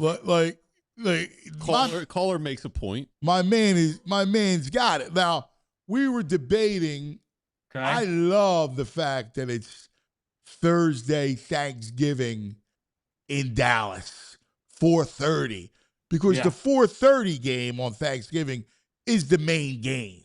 Yes. The primetime game is just really, it's a dessert game. The turkey is the 4:30 game. Right. So that is the unfortunate part, is that now my presence for the turkey is put into jeopardy. So that's the but I think from all of our fans, all of our listeners, all of our viewers, that will be a fun experience. That should be a good game. I'm expecting pretty good things from Dallas this year in terms of their outlook. So there's some volatility there. But I do expect that that's the team in the NFC East that is best placed to be able to challenge the Eagles. Did I tell you that too? And you scoffed? I didn't scoff. I mean, I told you. The chat calls you a Cowboy fan for that, not me. It wasn't me. Which is stupid. It's like, I just said that they could be good. They could be really good. I hear you. And Francis says the same thing. St. Francis of football knows. To me, like that's a team going into the season as we sit here on May 14th. One of the 6 teams in the conference where I'd say, they could represent the NFC for the Super Bowl. Oh, I don't want to hear that. Super Bowl. Francis goes Super Bowl. What? How about it? Look at him. Straight face. I know. He's serious about it. Over the Rams. Well, I'm not saying over them. I'm saying if I had to pick 5 teams, like they would be in the bag of 5 teams. Like in terms of who I would look at in the NFC, they could be the team that represents the conference. Yeah, they're in the mix. I'm not picking them to go to the Super Bowl. Right. Seahawks, Rams, Eagles, Bears, Packers, Lions. Yeah, I got 6. I'm not even at the Cowboys yet. Well, I mean, if you just have a grouping. Yeah, that's what I mean. I think they're in the discussion. Yeah, he's just going grouping. Yeah, I haven't put all the faith into it, all the work into it yet. But it's I would too say early. as we're sitting here on May 14th, that's a team that I look at and say, they could. If I fast forward 7 months and you told me that's the team that's there, I could absolutely say it. Yeah, I mean, it's just a grouping. Like you look at it and you go in your mind, you think, all right, here are the teams. Out west, it's Rams and Seahawks, right? You would agree? Yes. Yep. North, you go Chicago, Detroit, maybe. Chicago, Detroit, I Green Bay. I'm a little down on them this year. I'm down on Green Bay. So and I don't know if there's a team in the South that I'm looking at. So then you're just looking at the Eagles and Cowboys. Right. That's it. Just hanging out with a couple of Cowboy sympathizers. No, stop being childish. That's ridiculous. This guy's nuts. This whole idea of what are you laughing at? Eddie Wright says, "Cuz to getting a pack of Newports and crusty New Balance sneakers in honor of his new Cowboys fan." Oh, stop, Eddie. God forbid. I hate him more than anybody. I was talking about Matty. I'm not gonna even say New Balance sneakers. I don't get it, but it's hysterical. Well, that's it. That's a Cowboy trait. That's a Mario, the Cowboy trait. Yeah. Hey, what about San Fran? Nah. They never stay healthy. Nah. It's all drama again with that team. Nah. That's tough. I wouldn't rule them out, but yeah, I'd have them in the next rung down. No, we should do a league once a month. Do a league show where we analyze and kind of kick teams around, or maybe do it by division.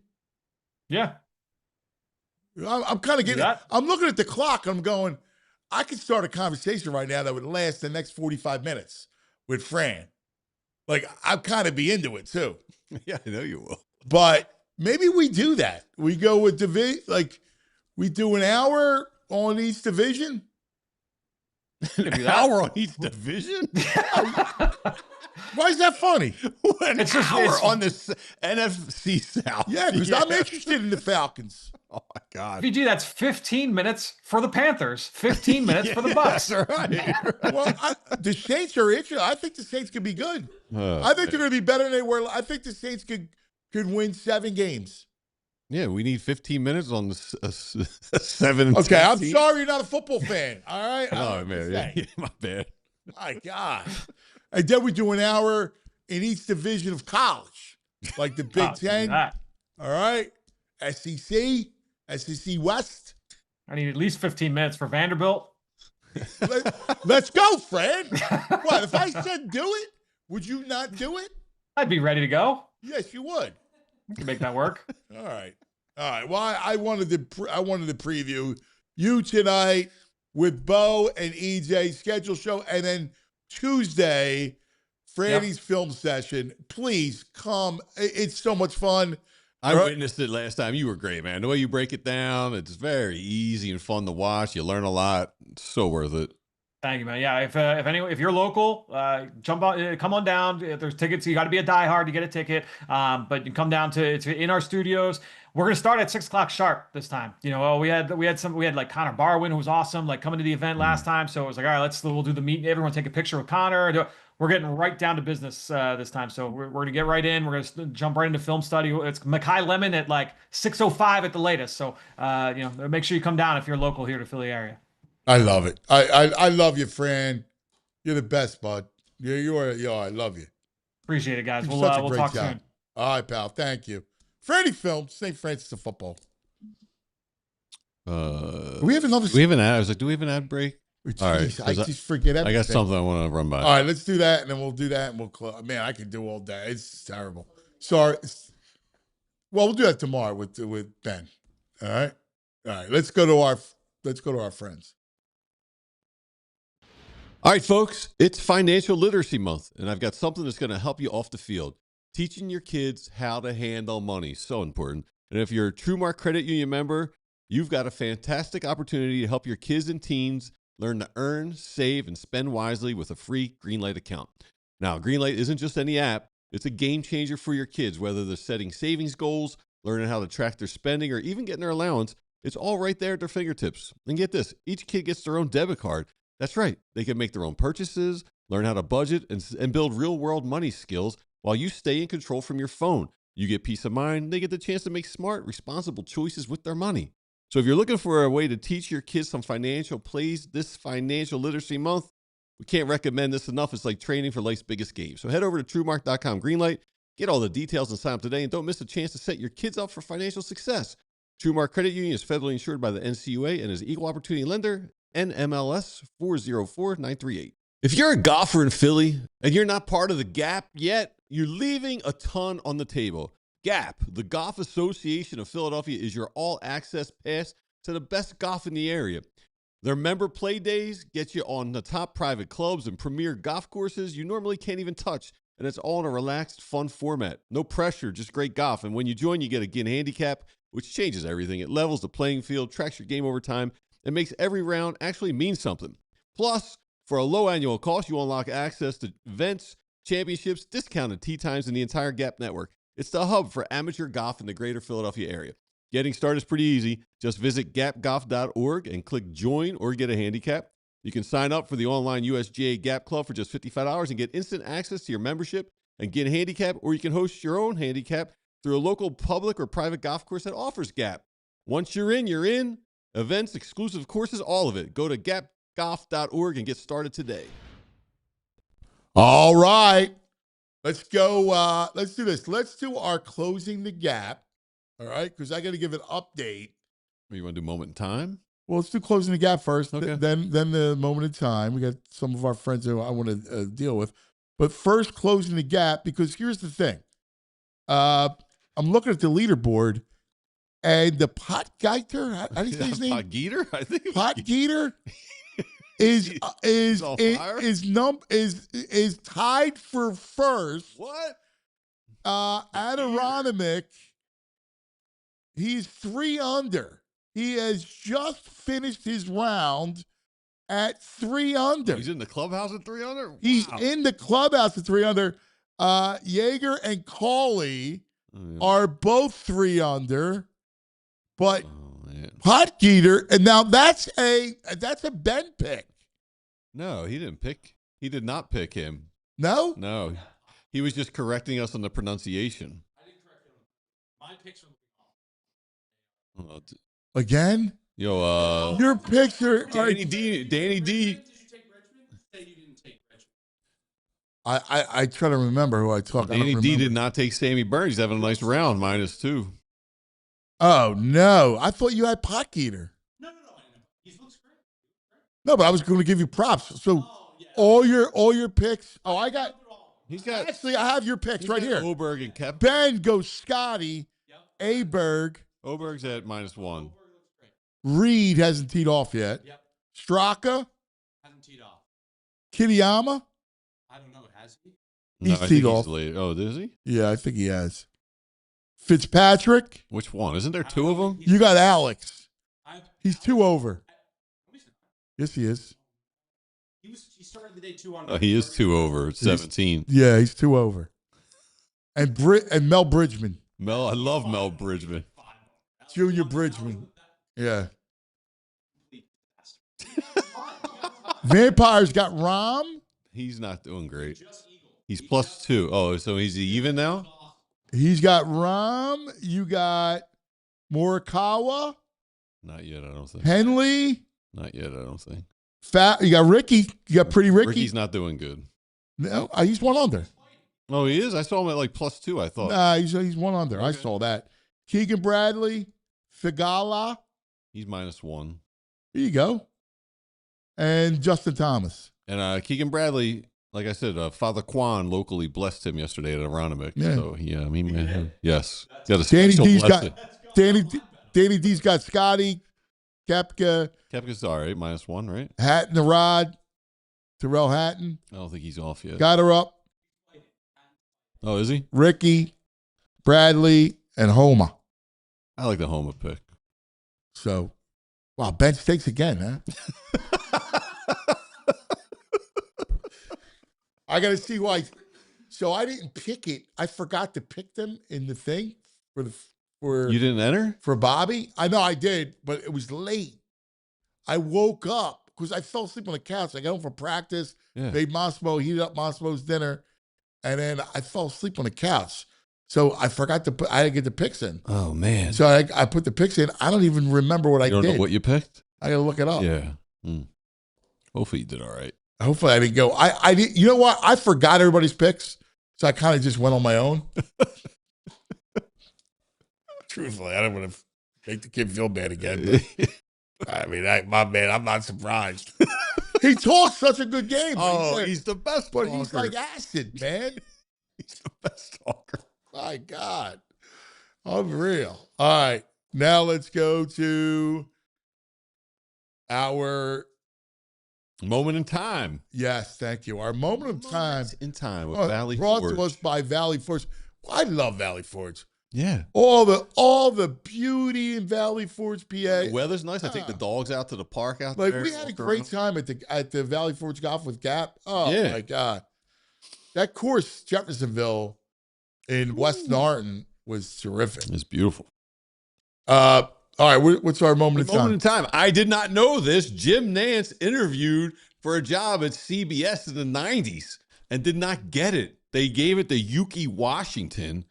And I never knew this. And here's a moment in time because I think Yuki talks to Jim about it. It's been a long time in the making. Yes, sir. Let's talk about that because the word I got was you were this close to being hired as the weekend sports anchor and reporter. Take me through it a little bit. It's true. In the summer of 1985, I had just turned 26, and I flew to Philadelphia. Get a collar. I was so honored to be asked to audition for the number 2 role.